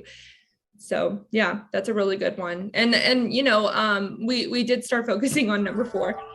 So I guess, to go back to number like 2 and 3 with family effort and community effort and stuff like that. Just talk about it more. Just talk about the issue more. Be a little obnoxious about it. You know, it's not like it was a couple of years ago that if you mention climate change at the dinner table, people are going to go silent and then just kind of change the subject. People actually care enough to talk about it. So we need to talk about it, because we're really bad at talking about it. Like, true. In our day-to-day life, like, I'm obnoxious about it. Like, people, because I have the channel, like, people come up to me and they start talking about climate stuff, which is cool. But you just got to talk about it with people more often. Bring it into regular conversation, because honestly, it covers everything. And yes, it could be depressing, but we haven't even talked about like climate solutions, because there is a lot of climate solutions opportunities out there, whether or not we're talking about it from a government standpoint or we're talking about it from a business standpoint or community standpoint. So there's a lot of cool stuff that's happening. And I think that it's really important to phrase things from a climate solutions perspective, because if you are only talking about the problem, then that's really easy for people to just like either ignore or get bogged down by. But if you're talking about the solutions and also just the opportunities, and get excited about the opportunities, you know, you start talking about like getting a solar punk future, or having like a community where you're not having to worry about air pollution, you know, just like the possibilities of what the future could look like. That's something that we just need to talk about more. It's just like, what do we want the future to look like? Okay, cool. What are all those different components of it? Now, what do we see and what do we not see in our local community that are, you know, in that same vein? Okay, is there something in particular that we can focus on first and then just go, you know? Yeah, something as small, like, I would even argue something as small like as perhaps getting your building, depending on where you are and what your situation is. Hey, do you guys want to start like I don't know, community garden? Hey, let's do that. Get people talking, get people joining and showing up at these city council meetings. They are the ones that make decisions that impact you personally. So I don't know, it just feels like we should be focusing on anything that involves bringing people together and talking people and convincing them, you know, wherever you can, in whatever manner that you can, and say, hey, you know, we need to talk about this. We need to talk about this. Because like, unfortunately, the biggest problem that we have is, well, time. That's our Yeah. biggest problem. It's Is true. time. Is time. We're racing against time, and not like in the sense that like, oh, we're all gonna die or anything like that, but like it comes to a point where this is the pivotal crossroads that we must make decisions or indecisions that will impact us in the decades to come that we won't be able to address at that point. And yeah, so in other words, whatever we can do right now needs to be mobilized in whatever ways we can. And unfortunately, that is our biggest enemy, is time. Yeah. I highly recommend checking out the Drawdown book. Have you heard of Drawdown? Mm-mm. It's the top most comprehensive guide to climate solutions. Everybody should have that on their coffee or on their coffee table. Everybody, because it is such a good guide that just talks about the different solutions options out there. And then you could just literally flip it, click one. Okay. All right, let's see how we could do that at a community level. There's a myriad of ideas to do, and you just have to find one that you're passionate about and then just go full steam at it. That's I guess my main suggestion, and my version of it is having more people talking about it and just increasing the information out there available for people to make more informed choices. That's it. And to notice that there's more things happening in their community than maybe they realize. If I had all the time in the world, I would do a US based one. I would have a California based one. I would have, an international one, but I don't have the time for that. Yeah, but definitely check out Drawdown.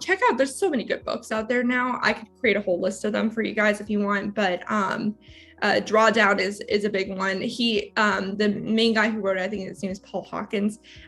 He's a main climatologist, and he did another one recently, and I have it, but I haven't actually looked at it yet. And so I'm not sure if that one also is a list of climate solutions. Can I grab it? I'll be right back. No problem.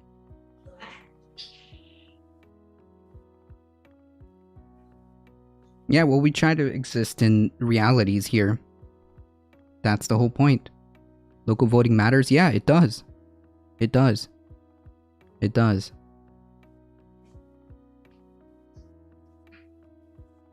Okay. Teamwork in class, true. All right. I have some suggestions. Awesome. That's what I like. I had Bayla on for another interview style just like this. And she had a couple of resources too, so I always love that. You can drop them in email or drop all of those suggestions in chat at some point if you want, and I'll start posting them too. Okay, yeah, definitely. So this is Drawdown though. This is the book I'm referring to. Drawdown, the most comprehensive plan ever proposed to reverse global warming, edited by Paul Hawkins. It is beautiful. Each one has different solutions. It talks about how much gigatons of CO2 could be reduced by that. And I have all these bookmarks and stuff. We talk about community solar. We talk about plant-based food. That's a creepy ass picture, but it's there. And other things that you wouldn't even think about, like updating your refrigerator. Yeah. Other important things like that. That is something, if you can change your heat pump, that's a big difference. Change everything from gas. Fuck gas. We don't want that. So if you're updating your house, see what you can do as a difference just for your own thing. So this is Regeneration. This is also by him. I haven't actually looked at it yet, but it looks like it's animals and grasslands and talking about different ways that the world benefits us. So it's talking about regeneration of the world. So wilding and rewilding and stuff like that. So that's what this book is about. I actually need to look into it. It's one of the ones that's been on my desk for a while that I need to actually read. This one's cool too. This is by a guy who does community solar projects. So I think if you like community solar, you'll especially like this. I actually had him on my channel. I interviewed him. I think there was 2 parts to that interview and it was fabulous. Awesome. He is great. He is working on building community solar in the country and talking about basically where the renewable, where the clean energy transformation is coming in different parts of the world and what different projects are doing to not only increase clean energy, but to also do it in a environmental justice perspective. So highly recommend this one. He's fabulous. He's also great on Twitter. This is the book, All We Can Save. You don't have to be a woman to read this book, but they are all women in this book. But I need to do a whole video on ecofeminism and just like how important it is to have more women voices in this conversation. Because if you looked at COP26, like it was mostly old white men, they mainly dominate the conversation, and that's concerning considering women make over half of the population. Well, yeah, and like to add the cherry on top out of all of that, the fossil fuel industry had so much more delegates or representation than the biggest one. I think that was on your video actually. Yeah, like it is unbelievable to me. Like just a cherry on top of that too. It's like inviting a sugar producer to a diabetes conference. It's like, right. What are you doing? Yeah. But this book is amazing. It's written by a bunch of different women in the climate movement, and it talks about different solutions that they have recommended and used in everywhere from Florida to Puerto Rico. So highly recommend this book too. It's just a bunch of different stories.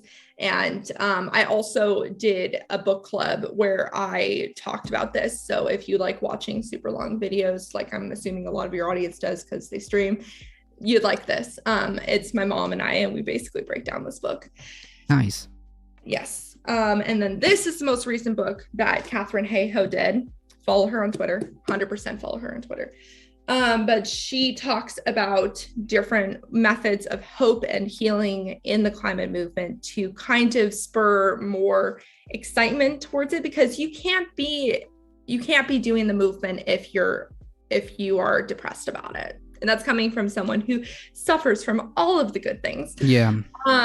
So like, you have to have some hope. You have to have something that keeps you going, and so this is a really good book to get you some of that hope and get you some of that encouragement, because she is really excited about what's happening right now. Yeah, I think that is huge, because like I said with my previous interview, Bela suggested and has a way of organizing people around this very same thing, like where we can talk to each other and you can kind of like build a support system, because it is very difficult, and that kind of drives the incentives to keep going, right? That drives the energy to keep going, right? And like my friend is the same way. Like he was thinking about it, and the more he thinks about it, the more doomer he gets, and the more doomer he gets, it affects his work, which is very crucial. His work and research and stuff like that gets very crucial. He was in a funk for a while, like, why am I even doing this? Nobody's listening to me. Like, what's the point? Like, I sit here for hours collecting data and, going into the Arctic and, like, these places, and nobody's listening. And he found that the best way to do it, for him anyways, was just to focus on what he can and just do that 100%. Like, okay, look, I'm going to focus on researching and doing my part in the Everglades and researching to restore the mangroves and stuff like that. Mm-hmm. Like, that's what I'm gonna do, and I'm just gonna put my my blinders like this and just do it that way, because it gets rough. Absolutely, it gets really hard. I'm definitely someone who does struggle regularly with just bouts of depression and just crying on the floor time, and it's very common. Unfortunately, when you get more and more educated on the issue, it can happen, and that's hard. But also, if you educate yourself on the solutions, then at least you have a little bit of a counterbalance. Yeah, don't only educate yourself on the problem. In fact, I would argue just get a good general idea of the problem, and then just leave the papers alone. Don't look at more papers, leave it to people like me to give you the census, the summary on those more papers. And you could be like, okay, yeah, we're still up Schitt's Creek. Okay, Great. We already knew this. And just focus on the solutions. That's a good way. I like that approach. That's my suggestion. So, and that also has to do with fellow news covers. Focus on the solutions as much as you can. And think about the solutions critically, so there's this organization called Solutions Journalism, and it's trying to increase solutions coverage in the journalism world. And one of the things that they talk about is we're not just trying to make it, a nice little sweet, cute little story of a polar bear, we're not trying to do that. We're trying to look at solutions and go, okay, so where is this being done? What are pros and cons of this solution? And can it be duplicated in other locations? Are there caveats in other locations that might make it so you couldn't do it right there, but you could do it if you tweak some certain things, So just look at solutions in that sort of context and, do that in Florida, because there's a lot of things that are happening in Florida. Yeah. I'm really curious what your solar friend thinks about the new solar legislation that just happened. I'm sure that he has some thoughts. And I'm sure my other friend that works in that company may see some changes. I don't know, depending on how that goes. But anything that can be put forth as some type of solution, I think should motivate us, right? Because everything that involves a solution is a potential W, right? Is a potential W. Get excited about this, like, I don't know, new ways of creating renewable energy out of air, like batteries that are generating power via air.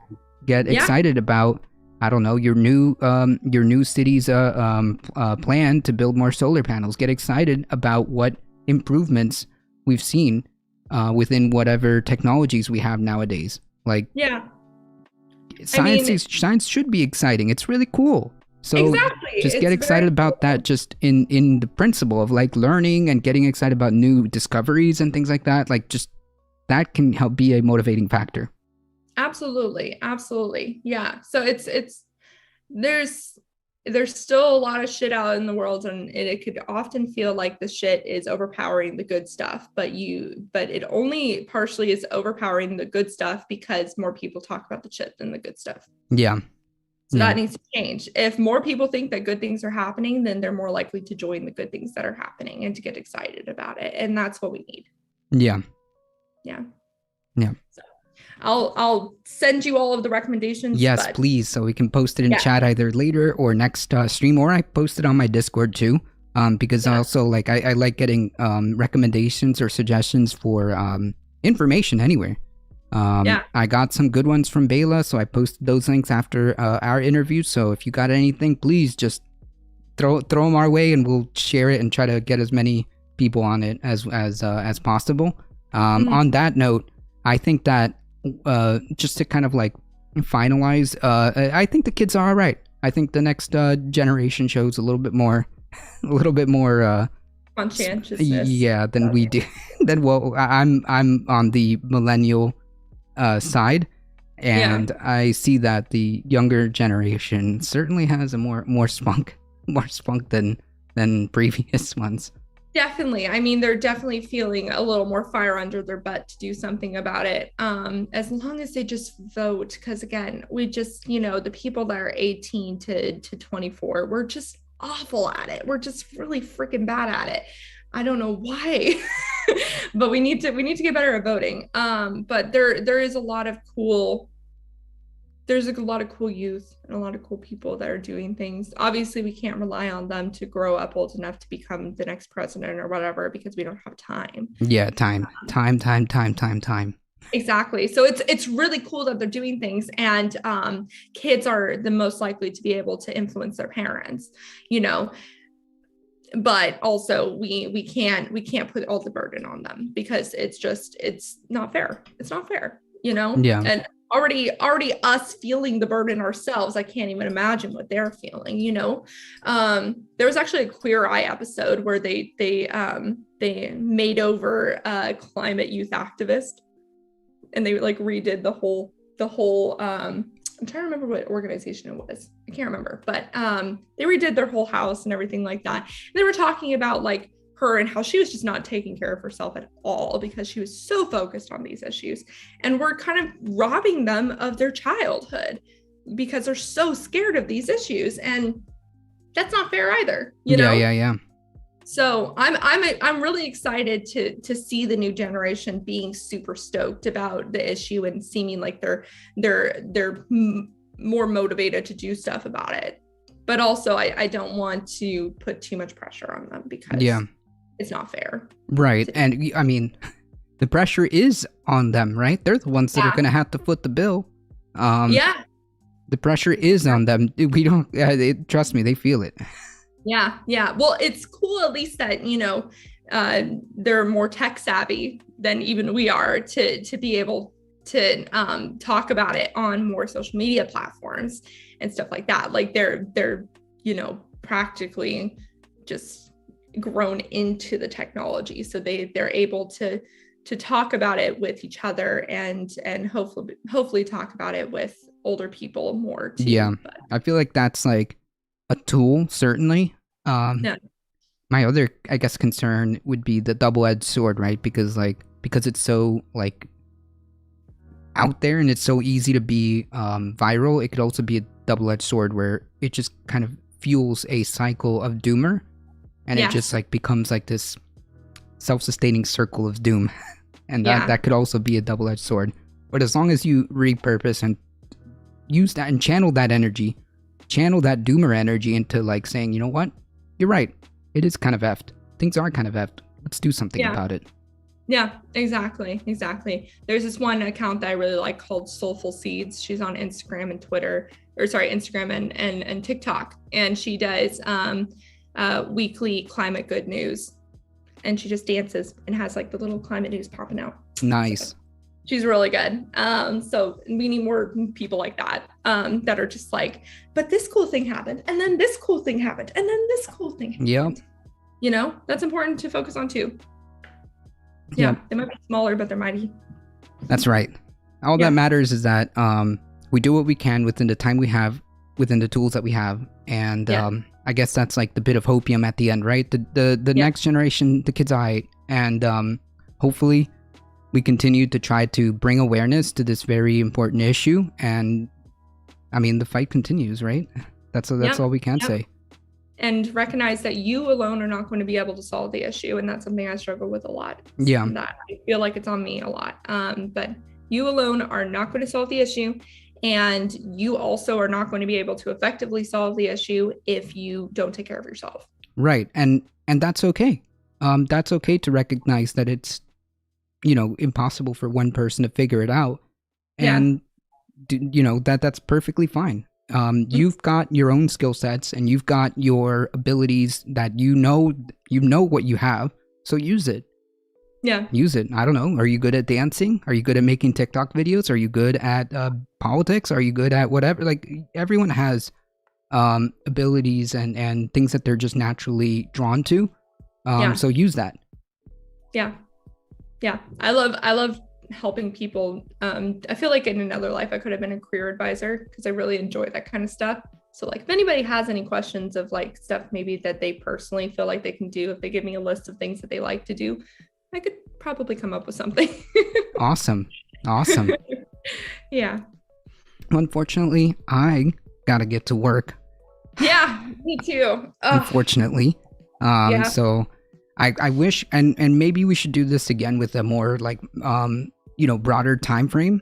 Because like I really enjoy doing these type of conversations and interviews. I think that it's good, and I want to get as much information out there, as many eyeballs to say, hey, look over here. You know, we've got something to say. And I think that it's quite awesome that you took the time to join us here today. I really appreciate that. Absolutely. Well, it was great being here. I've never been a guest before. Well, there you go. Feels nice being on this side. Yeah, for sure.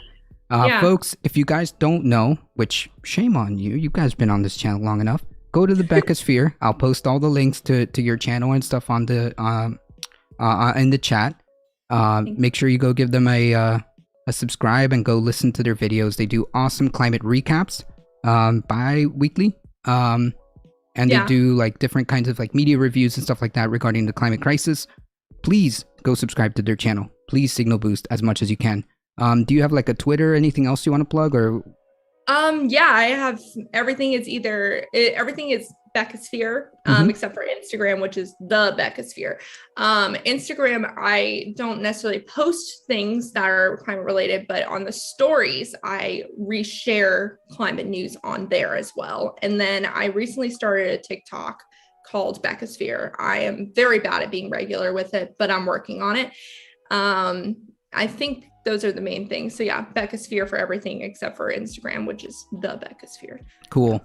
All right, folks, you heard it here. So make sure you go follow, support, like, comment, share. All of this stuff does help.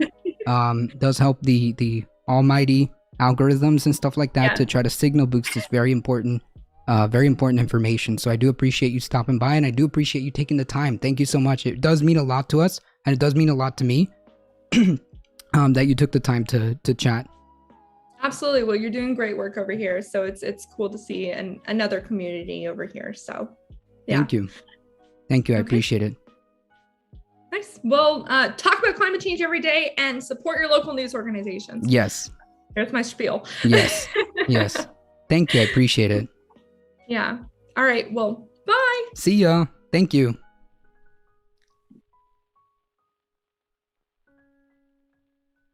All right, folks. First of all, thank you for bearing with me. Let me make sure I get some of this back up here. First and foremost, folks, thank you guys. I'm gonna check all the stuff in chat. Don't worry. Mizumi with the dab. I see you. Thank you. Thank you for all the new follows. Benjamin P. Dixon, thank you for the massive raid. I appreciate that. Thank you guys for hanging out. Thank you for the great stream. Thank you, Madame Defarge. Evolution, all being suppressed. Some of it is, yes.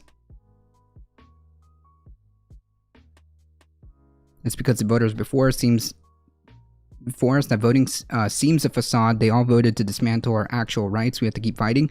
Yeah, it does seem like sometimes that it feels that way, but hey, the fight continues, folks, right? Like on the electoral side, I understand that sometimes it feels like we never get anywhere. Sometimes it feels, quite frankly, hopeless and useless. But you've got to do what you can within the time that you have, within the tools that you have. And I think that while electoral politics is not the end-all be-all, I think it is a tool. And certainly, I use that description of the far right. Certainly, they understand it, and we can't cede that tool, right? It is a tool, and I think that somebody brought up the point. I think it was you, Kal-El, of organizing and creating parallel systems, to bring about the change that we need, right? We can only operate within whatever we can do as individuals, as a community, as a local state, and as a federal level, right? We can only do what we can within those times, within that tool, right? That's what we can do. And in the meantime, you build a parallel structure, right? You build what you think or what you feel is what we need to do. Building it in tandem. You build it in tandem. The right has taken the courts in such a way that it's maybe impossible, and it may be too impossible to completely invalidate much of our voting. Well, you got to keep an eye open, right? Democracy, expanding democratic systems is always good. So pay attention to your local, city, state. All these things matter. Okay, all these things matter. If you guys don't know who the guest was the Beckisphere, so let me post all the link in chat, especially her channel. You guys need to check this out. If you guys want a concise, condensed climate news channel, this is it right here. This is it right here. Let me post the link in chat. Are you gonna have the Beckisphere again? I hope so. You know what? I think that was a great collaboration. And I do want to expand on that. I didn't listen to her. I had no idea what she started saying. What? Voting is just a tool to organize people together and create formations of people. The far right understands this, and they keep wanting direct democracy so dissidents can take hold.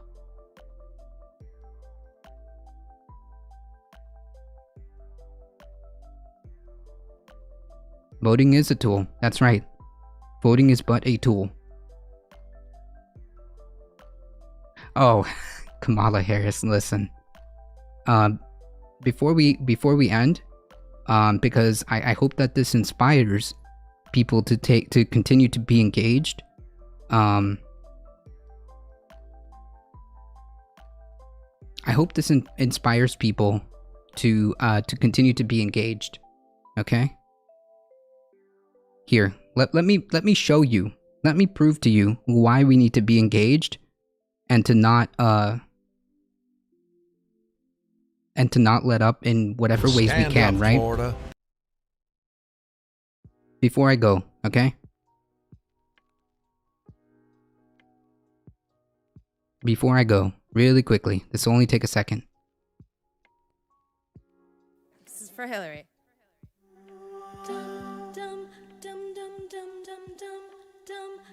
Like a small boat Take it on in. the ocean, Take it in. sending big waves into motion. Stay engaged, folks. Stay engaged. Stay engaged, okay? Don't let up. Do what you can within the time that you have, within the tools that you have. Okay? I hope this motivates you guys to stay engaged.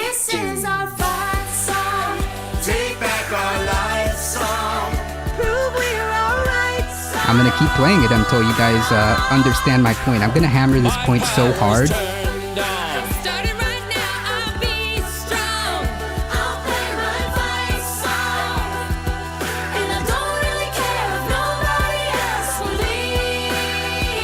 leaves. 'Cause I've still got a lot of fight left in me. Yeah. Anyways, that should motivate you guys to keep doing, you know, what we need to do to stay engaged.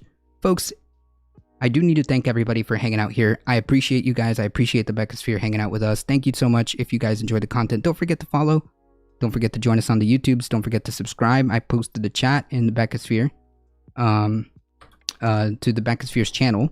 So make sure you go give them a subscribe, like, comment, share, do all that awesome stuff. Signal boost everything. And just as she says, don't stop talking about the climate crisis. Don't forget to talk about the climate crisis every day. That being said, thank you guys as always. Please stay safe. Please take care of each other. I love you all, and I hope to see you guys in the next one. See ya. That's right, bread crochet. That should motivate you guys.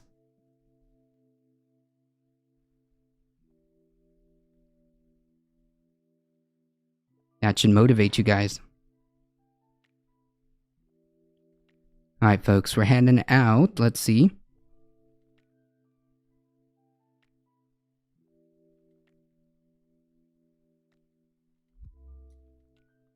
Hang tight with us, folks. Cheers. We're heading out in 5, 4, 3, 2, 1. Here we go. See ya.